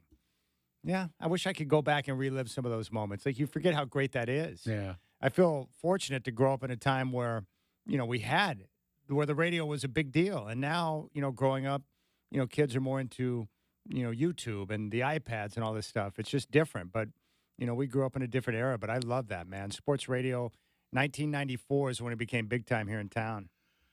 I still run into Greg Robinson every once in a while. I haven't seen Greg in a while, but what a great guy. And I think he got his career started by being a caller and eventually got his own show. Greg Robinson is a good friend. Had a chance to work with him.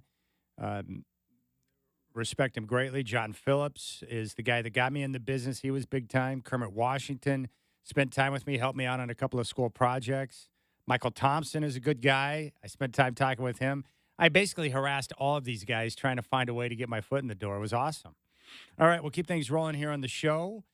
When we come back, we're going to get a chance to sit back and enjoy Michael Lombardi verbally murdering the New York Jets. Yes. Their coach might be a dum-dum. He might be a dum-dum, Godfather. There's no might about it. I think he is.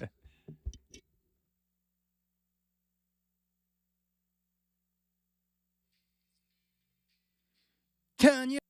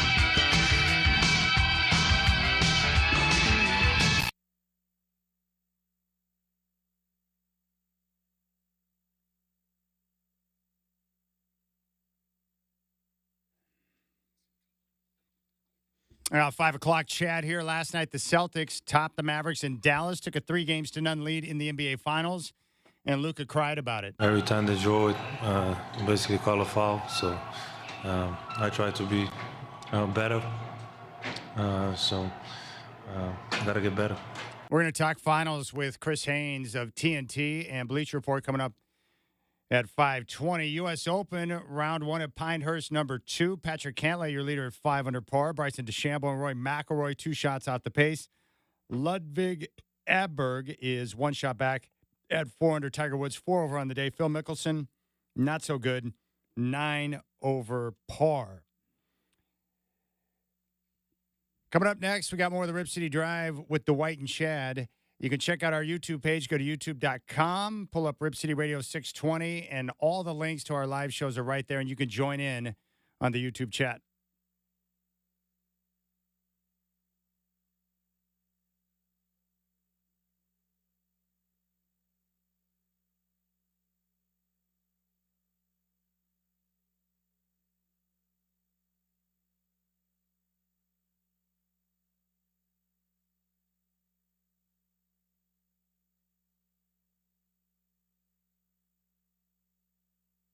We got a couple of messages that have rolled into me, Godfather. First off, Duke, the UPS driver.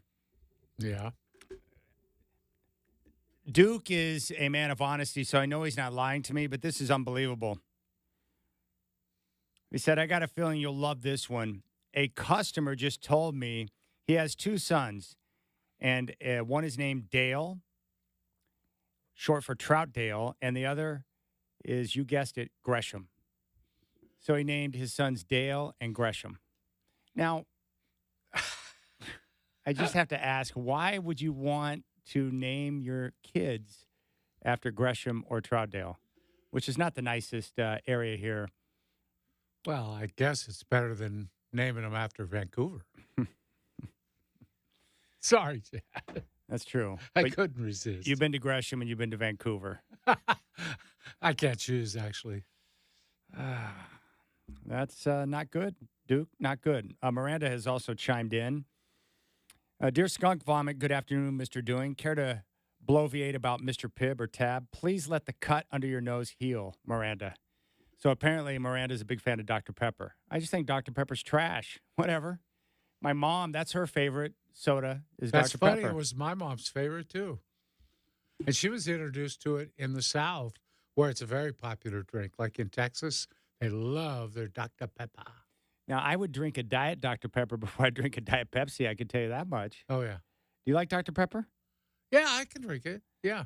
Is that your number one soda shacker? Because you're sure, pimping Dr. Pepper pretty hard he today. Sure is. It's up there. It's tied with Mountain Dew. Where does Mountain Dew rank in that big board? I don't know, and I'm starting to suspect that Dr. Pepper, being the number 2 soda, is just someone came up with a headline and put it out there, and no one verified it. I mean, none of the articles mentioned sales or a poll. I don't know how it's and one article mentioned it's tied number 2 with Pepsi. So I think it was just one of those headlines that got out there, it multiplied, and no one verified it. I love it. My favorite Mountain Dew is the Code Red, Diet Code Red, but the problem is I can barely find it anywhere. And I hate it when I really like something, but then it's almost impossible to find. Yeah. It seems like every time I find a product that I love, it's almost impossible to get a hold of. Yeah. Like, I love Diet Coke in the glass bottles, but finding Diet Coke in glass bottles is very difficult. Regular Coke in a glass bottle is pretty easy to find, but the Diet Coke is extremely difficult. Yeah, that's annoying. You would think as popular as Diet Coke is, that they would make it readily available in the glass bottle. You can buy it on Amazon, but they charge you a lot for it, and it takes forever to get here. I would go glass bottle 1, aluminum can 2, plastic bottle 3. How would you rank them in terms of which container you prefer your Diet Coke in? Glass bottles are way better because they're colder. Yeah. And I prefer the plastic bottle over the can. I don't like drinking out of a can. Okay. All right, there you go. What about you? Yeah, I just told you. A glass bottle 1, obviously. Can 2, plastic bottle 3. I kind of rank them in that order. I like the plastic bottle because you can screw the lid back on. That's a big factor for me. like, because I'm always drinking it somewhere where I don't want to spill it. So I take a gulp and then I screw it back on again. All right. Also, this came in early this morning from Mika. The Eagles have officially booked their residency at the Sphere. Uh-oh. It says here that the Eagles have announced a residency at the Sphere featuring 8 shows over 4 exclusive weekends from Friday, September 20th through Saturday, October 19th. The Sphere residency will offer fans the ultimate connection to the band's legendary catalog in an immersive experience that only the Sphere can provide. Nancy, how do you feel about a little trip down to Vegas in September? Yeah, I got that same message from my boy Steve. Ticket prices starting on the low end at $175 and up. That's actually $175 is reasonable for an Eagles concert. I'm going to have to check it out. How can I not go and see I know you're my going. band at the Sphere? I know you're going. It's just a matter of how much you spend and which day you are. Okay, so there we go. We got that. All right, let's tune our attention to Michael Lombardi. I mentioned 2 guys today. It was Brian Windhorst last night with Scott Van Pelt, verbally murdering Luka Doncic. And now we're going to turn our attention to Michael Lombardi, who joined Pat McAfee today and decided to have a little verbal homicide himself, this time involving the Jets and Robert Saleh. This is great. Saleh, whatever his name is. He's probably a dum-dum. And Michael Lombardi, I think, is with us on that. Take a listen to this interaction in regards to the Jets. And this all stems from the miscommunication. You know, one day it's an unexcused absence for Rodgers. The next day it's like, no, he and I are on the same page. Really? Here's Michael Lombardi with Pat McAfee and crew. Well, I mean, that's an absence of leadership, right? I mean, they trade for Hassan Reddick, who Philly knows wants another contract. Right, they take him on, and then they're surprised he's holding out, and they haven't talked to him. Yeah, but he's working hard. He's working hard, and he's in a good frame of mind. Will you cut the crap? He's not happy. He wants money. He wants green. Look, you have an off-season program, right? You sit down with Aaron and you say, Aaron, okay, here's going to be our off-season program. You're here in the building. Are we going to do this? So when you basically say, he left. And, it's not excused. Did you two communicate or have a conversation? It's an absence of leadership. And look, Aaron's a player. He wants to be led. All the players want to be led. And every time they let Saleh go in front of this microphone, more disasters start to happen. Instead of it being a little fire, it becomes a forest fire. Like, who's coaching him on what to say to the media? And then the other day, talk to Joe Douglas. It's his contract. He's doing that. Meanwhile, you can't find Douglas. He's hiding in witness protection somewhere in West Cape May. I have no idea where he is. So, at some point, who's running this team? It's an absence of leadership. It looks like a circus. And I don't want to hear this. I heard Greeny on the show the other day. Well, they're still going to be a good team. You can't be a good team if you have this much dysfunction. You cannot be a good team. You can't. You cannot do it. It's what Brady says. It goes back to him. You have to be completely focused on everything that matters. And when you don't have leadership, it doesn't. So to answer your question, Ty, I mean, look, I hope it works. I just have seen this movie way too many times before. And if they don't get some leadership and some direction from the guy who's talking to the media, this is going to be every week. It's good for us because we can talk about it. Yeah, it's great. I mean, I don't even think it's good for us because for us personally, as our show, easy. Yeah, I think so. It would, you and I could have gone in a room and handled this, and it would have been no problem. Instead, they light a fire and throw gasoline. Like, who's running this team? Where is the leadership? Who is making this? And then they put him out there to talk to the media. Me, I don't know. Well, maybe it's his fault. I don't know whose fault. Well, you're the head coach of the New York Jets. You got a contract. You have a harder job to get than the United States Senator. You're one of 32 humans on the planet, and they put you in front of the camera and they go, hum. I don't know what to do. I mean, at some point, that's enough. And then there is Michael Lombardi destroying the Jets and their lack of leadership, and that's pretty much exactly what we saw with the back-to-back days of Coach Saleh trying to talk about Aaron Rodgers and unexcused absence, or inexcused, as he put it, and now, we're on the same page. See, Chad, I don't understand why sports teams don't hire people to coach up their coaches, their front office, on how to talk to the media. We're easy. All we need is a little bit of stuff. Treat us halfway good. Be on time. Say the right things. We're fine. We're not looking to damage anybody, but you start throwing people out in front of the media, especially in New York, with mystical messages, missed messages, say one thing one day and another thing the next day. You're just bringing trouble onto your franchise you don't need. Bring somebody in, pay them good money, and have them educate these people and keep them on retainer. We got to handle this. What do we say? How do we do it? It's not a problem. And like Michael said, if they had Michael Lombardi or Pat McAfee there in their building, this would have never happened. They would have told them what to say. It's not like it's brain surgery. Goodness. They're a disaster. Yeah. Don't you think that starts at the top? Like Absolutely. With ownership, probably. Yeah, the circus act, the clown show, when it's that disorganized, that starts at the top. The best coaches and GMs are the ones that normally don't say a freaking thing. Mm-hmm. They just keep their mouth shut. Like, why did Saleh have to say anything about an inexcused absence, as he put it? Why would you even say that? Just, you don't have to say anything. Yeah, Rodgers is not here today. Excused. The old saying, when you bring a clown into the building, you get a circus. Man.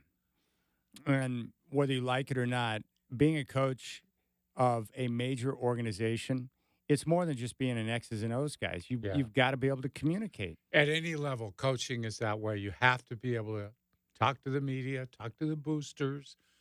It's a PR job in a way. Yeah. You're the figurehead. You're the face. Yeah, just like the quarterback, whether you want to be or not, that you set the pace for the team. Yeah. So, and quarterbacks are usually real good with the media. Yeah. So you don't have a choice. You've got to be that guy. Same thing with a coach. You've got to set the pace. You got to set the tone, and you've got to learn to communicate. What did he say yesterday, too? He's like, he said, Aaron and his teammates are fine. Well, how do you know that?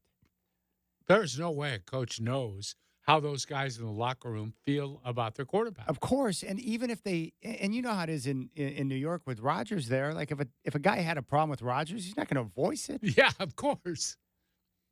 Same thing in LA. If you have a problem with LeBron, you're going to make that public? You really don't even voice it in the locker room. You whisper it. It's being whispered among player to player, that kind of thing. You send a text to one of your teammates like, dude, what's up with that guy? Yeah, and then maybe you get together and play some cards or go out one night, and then guys start talking.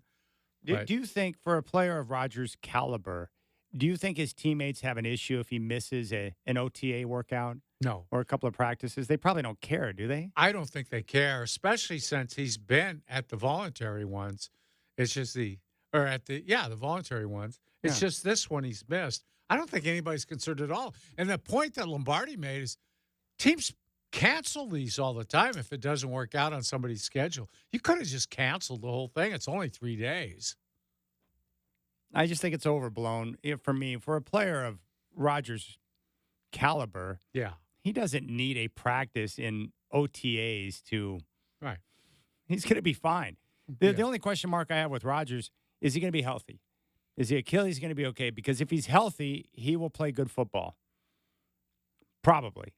I'm still curious, like you are, to see at his age how he looks coming off the Achilles tear. Mm-hmm. It would be pretty remarkable if he's able to come back and play anywhere near the level that he did prior to the injury at this age. Like, that'd be pretty good. But if there's a guy that can do it, it's him, because he's never been one of those quarterbacks that relies on his legs. He's not real mobile to begin with. No, but he's going to be able to whip the football around for the rest of his life. His arm and his accuracy. And you know how it is with these players, right? If you're a playmaker and you're looked at, the other players believe you're big time, and he is. Chad, he's their meal ticket. He's their meal ticket. Because they know without him, they got nothing. Oh, they're only going as far as he can take them. I didn't even like the way that. Yeah. All right, we'll come back. Chris Haynes, TNT, and Bleacher Report going to talk finals and NBA next.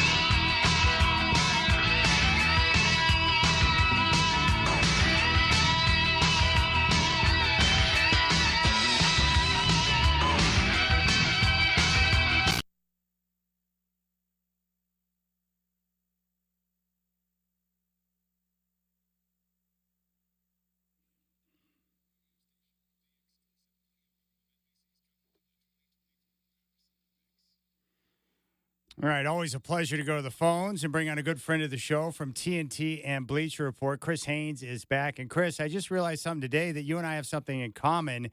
You carried Dwight for years at NBC, and now I'm doing the same at iHeart, man. We got that in common, buddy.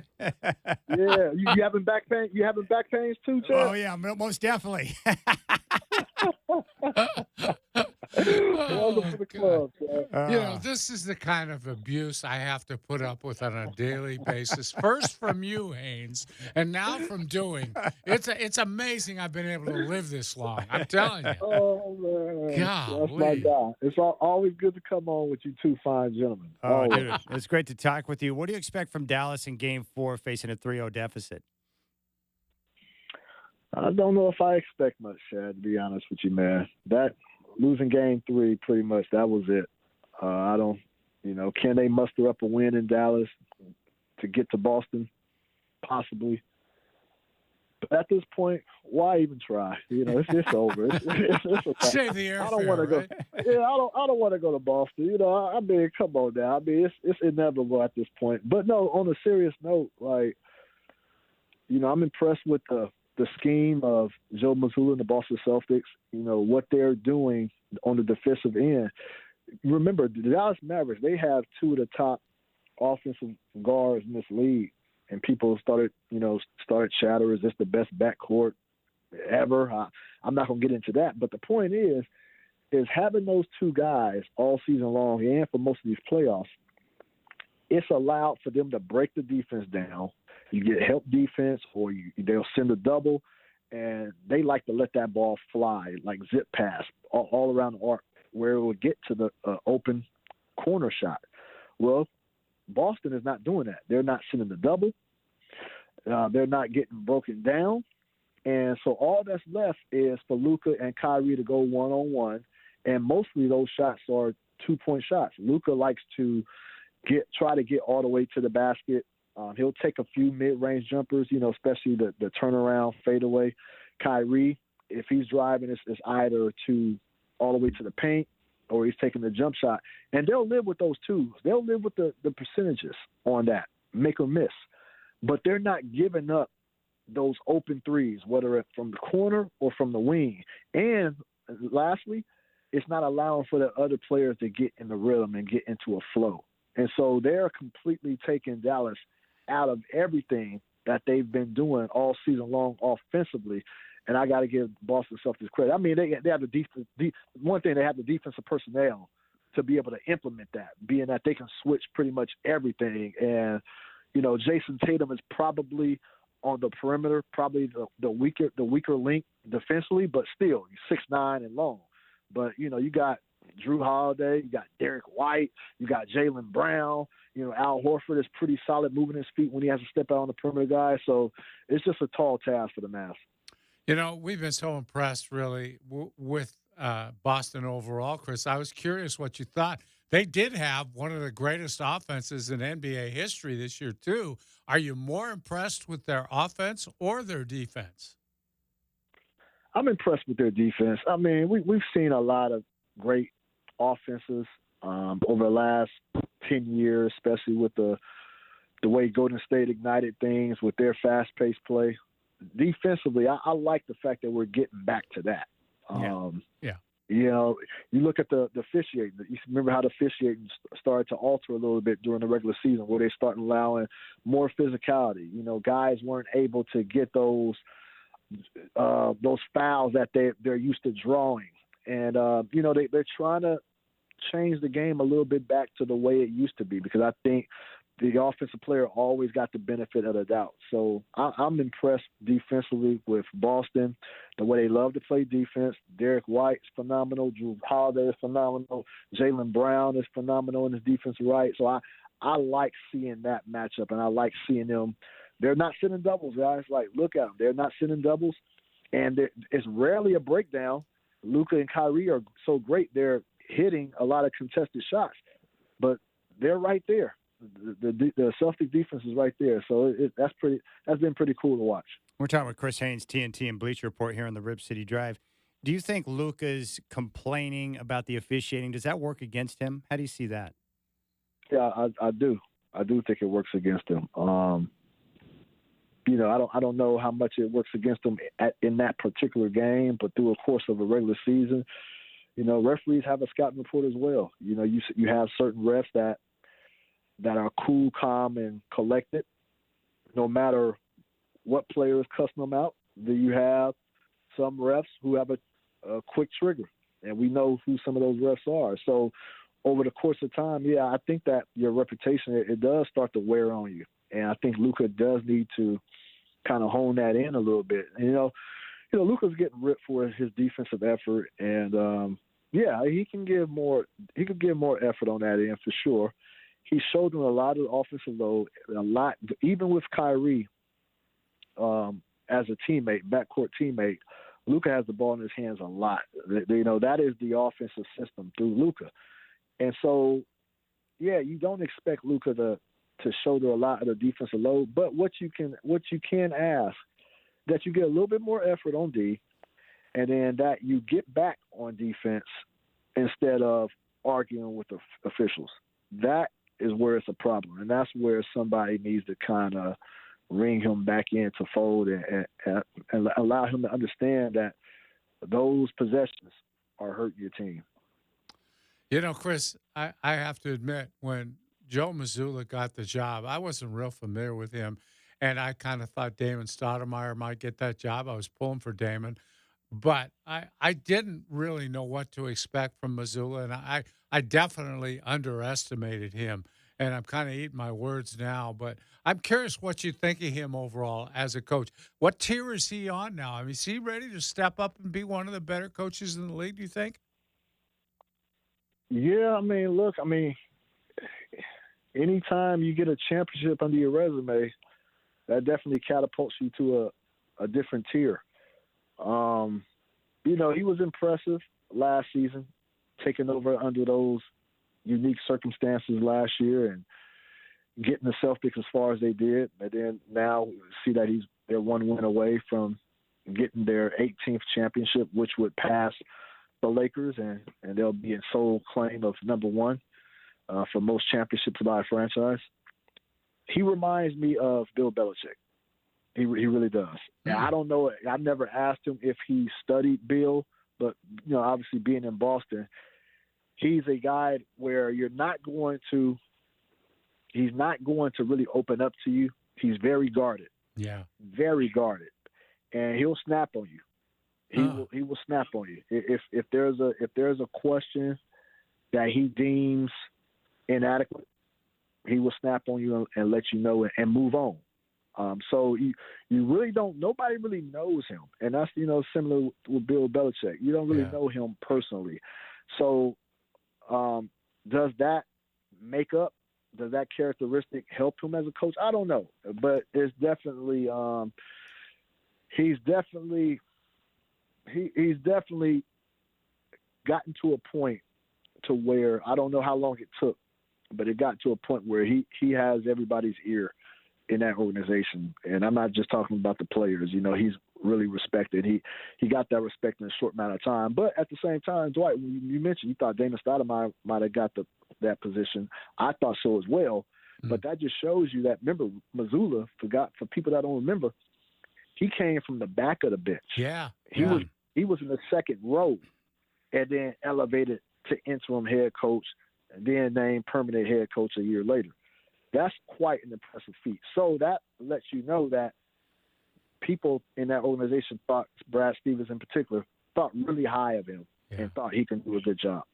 That's pretty impressive. Hey, Chris, I remember when Kyrie Irving had his fallout in Brooklyn, I listened to you and read you a lot during that time, and there was speculation on whether or not he'd be able to get another big contract, whether or not he would play again in the NBA, whether or not he was going to be a Hall of Famer after all that went down. I mean, what's your take on his turnaround? What's been the key to him being able to right the ship and really take off in Dallas? He looks like a different guy now.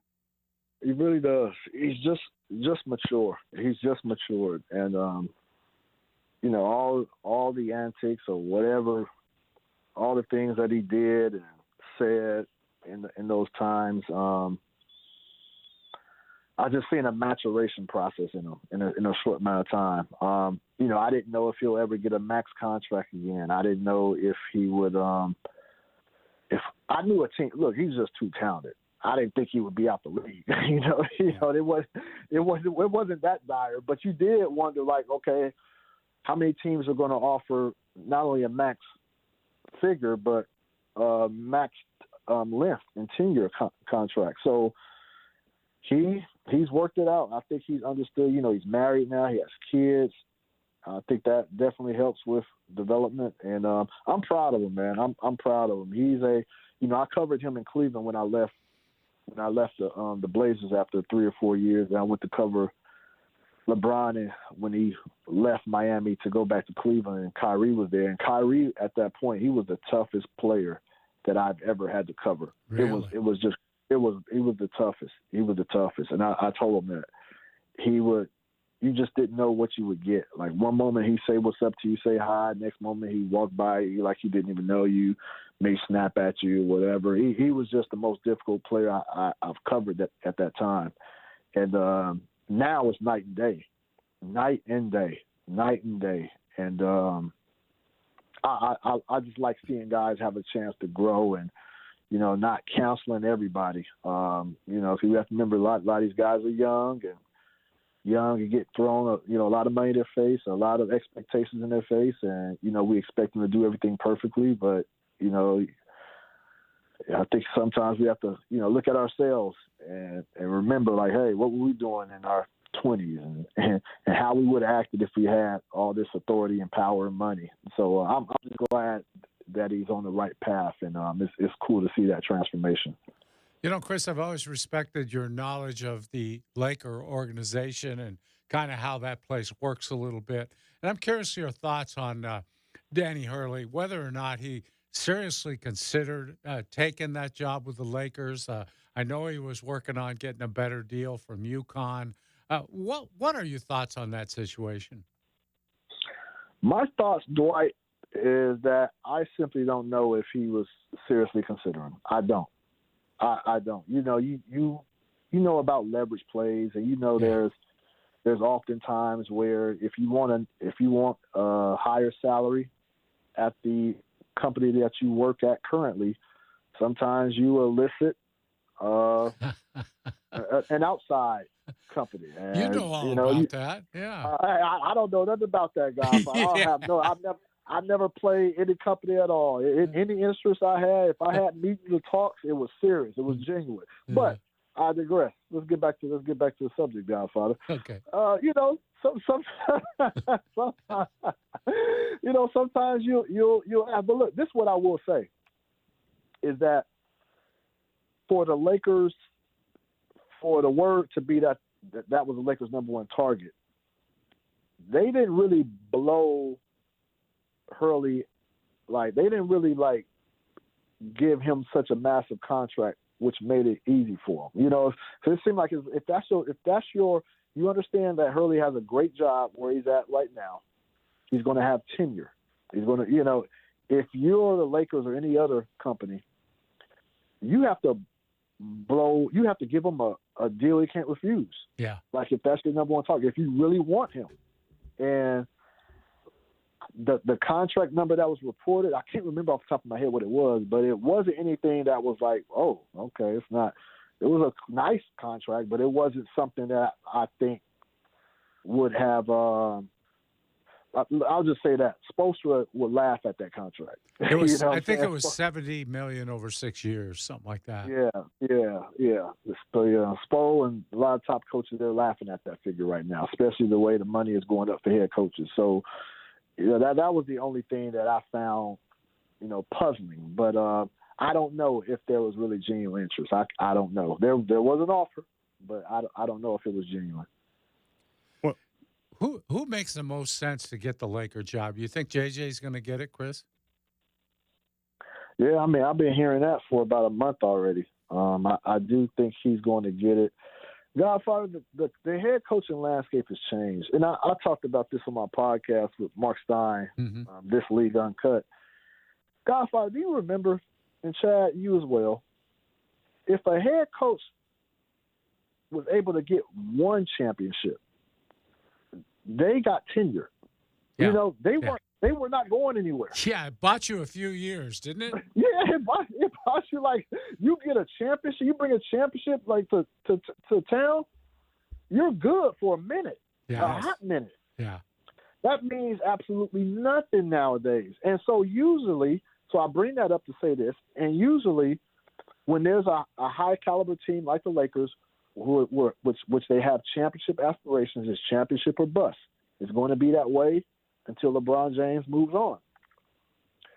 Typically, you'll want to bring in a head coach who has championship experience or deep playoff experience, has the credibility, has the respect of marquee players throughout the league.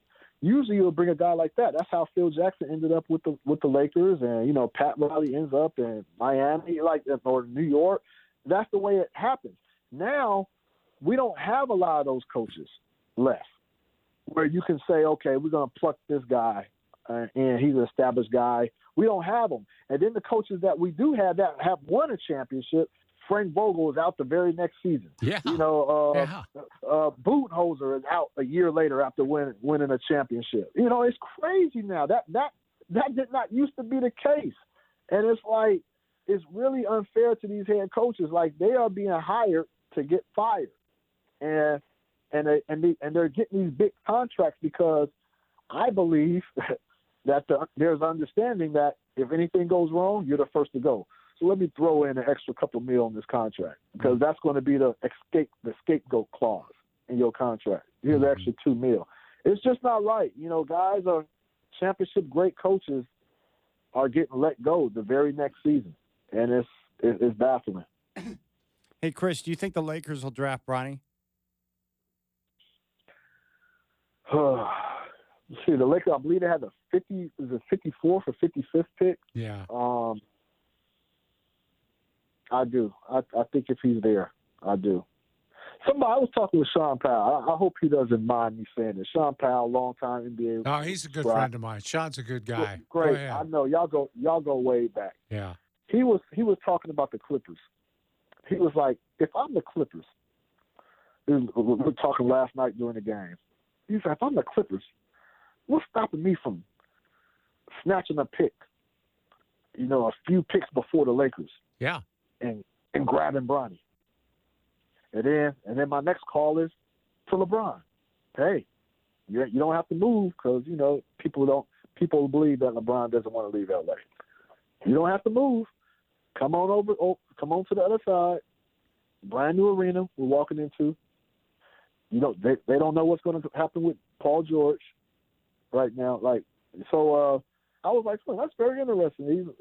If anybody would do something like that, Steve Ballmer, he would definitely pull something like that. And so, but to answer your question, Chad, I do think if Bronny is available when the Lakers pick that late draft pick, second round draft pick, I think, I think they'll take him. See, Chris, what I was thinking was along the same lines, just to mess with the Lakers a little bit. Say Portland took him. Okay, we know LeBron's not coming to Portland, but we might believe that the Lakers are willing to send you something pretty good to get Bronny, just to appease LeBron. So there you go. I would tend to think about that as just somebody you'd trade to them because, they're going to – you talk about leverage. That's pretty good leverage there. Yeah, there you go. Yeah, that's another dynamic to that, acquiring that pick to be able to get Bronny before the Lakers select. So, yeah, there's a lot that can be had. And who's to say – I know we're just talking about the Clippers and you brought up the hypothetical in Portland, but who's to say that there aren't any other teams thinking that? Yeah, Phoenix has a late first-round pick. Interesting. And they are supposed to last I heard a few weeks ago, they were supposed to bring Bronny in for a workout. Yeah. And we all know the owner over there with the Phoenix Suns. He's really aggressive.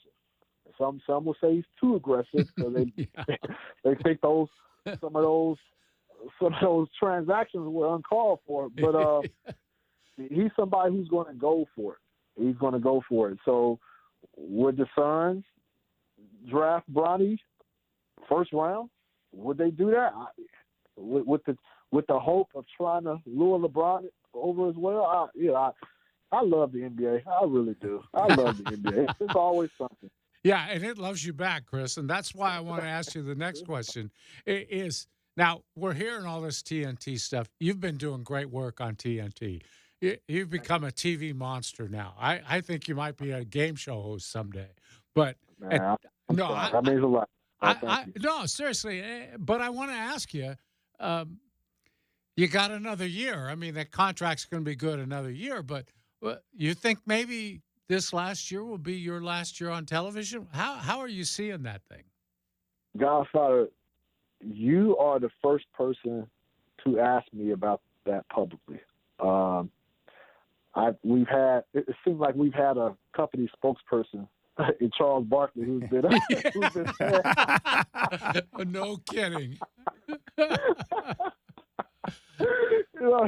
He's kind of been doing the talking for everybody, but I haven't been asked that question on a public forum. So I will say what I can say. Yeah. My contract's up this summer. Oh. Into the summer. So, I got to figure out what I'm going to do. I got to figure out if TNT is going to, if I can't, there's nothing to figure out. I got to wait to see what materializes, how this package comes about. Is TNT out the fold? There was a report, I believe, last week that TNT is still talking with the NBA on a potential fourth package. So, in that scenario, it would be ESPN, Amazon Prime, NBC, and then TNT with a lower tier fourth package. I don't know what that would look like, but if that's the case, then that would save some jobs and save people from having to look around and hop around. So I don't know, Godfather. I really don't know. I've hired an agent recently, so I'll allow her to take care of that stuff. But I don't know anything like everybody else. I would just have to wait to see what happens, and then I would have to make decisions from there. But ultimately, I will say this: like, I feel okay. I feel like everything will work out. I don't know what's going to happen, but I'm not too overly concerned right now. I believe I'll find somewhere. Hopefully, something will work out. So I'm not overly concerned. But just like everybody else, I'm waiting to see what happens. Yeah, tell the old guy in Portland. Tell Barkley the old guy in Portland misses him, and that he ought to give me a call one of these days. Would you? I'll tell him tonight. We'll you going to see him tonight? Yeah, we're going to the House of Blues tonight. Oh, I love the House of Blues. Yeah. So I'll relay the message then. All right, Chris Haynes, TNT and Bleacher Report. We appreciate it, man. That was an awesome interview, my friend. Epic. I appreciate you guys. Y'all take care. There you go, Chris Haynes. A fourth package. Very interesting. That would be interesting. The league should do the right thing and keep those guys around. I'll tell you that. Just give them 1 day a week. 1 game a week is fine. All right, we'll come back. High fives. You got the Rip City Drive.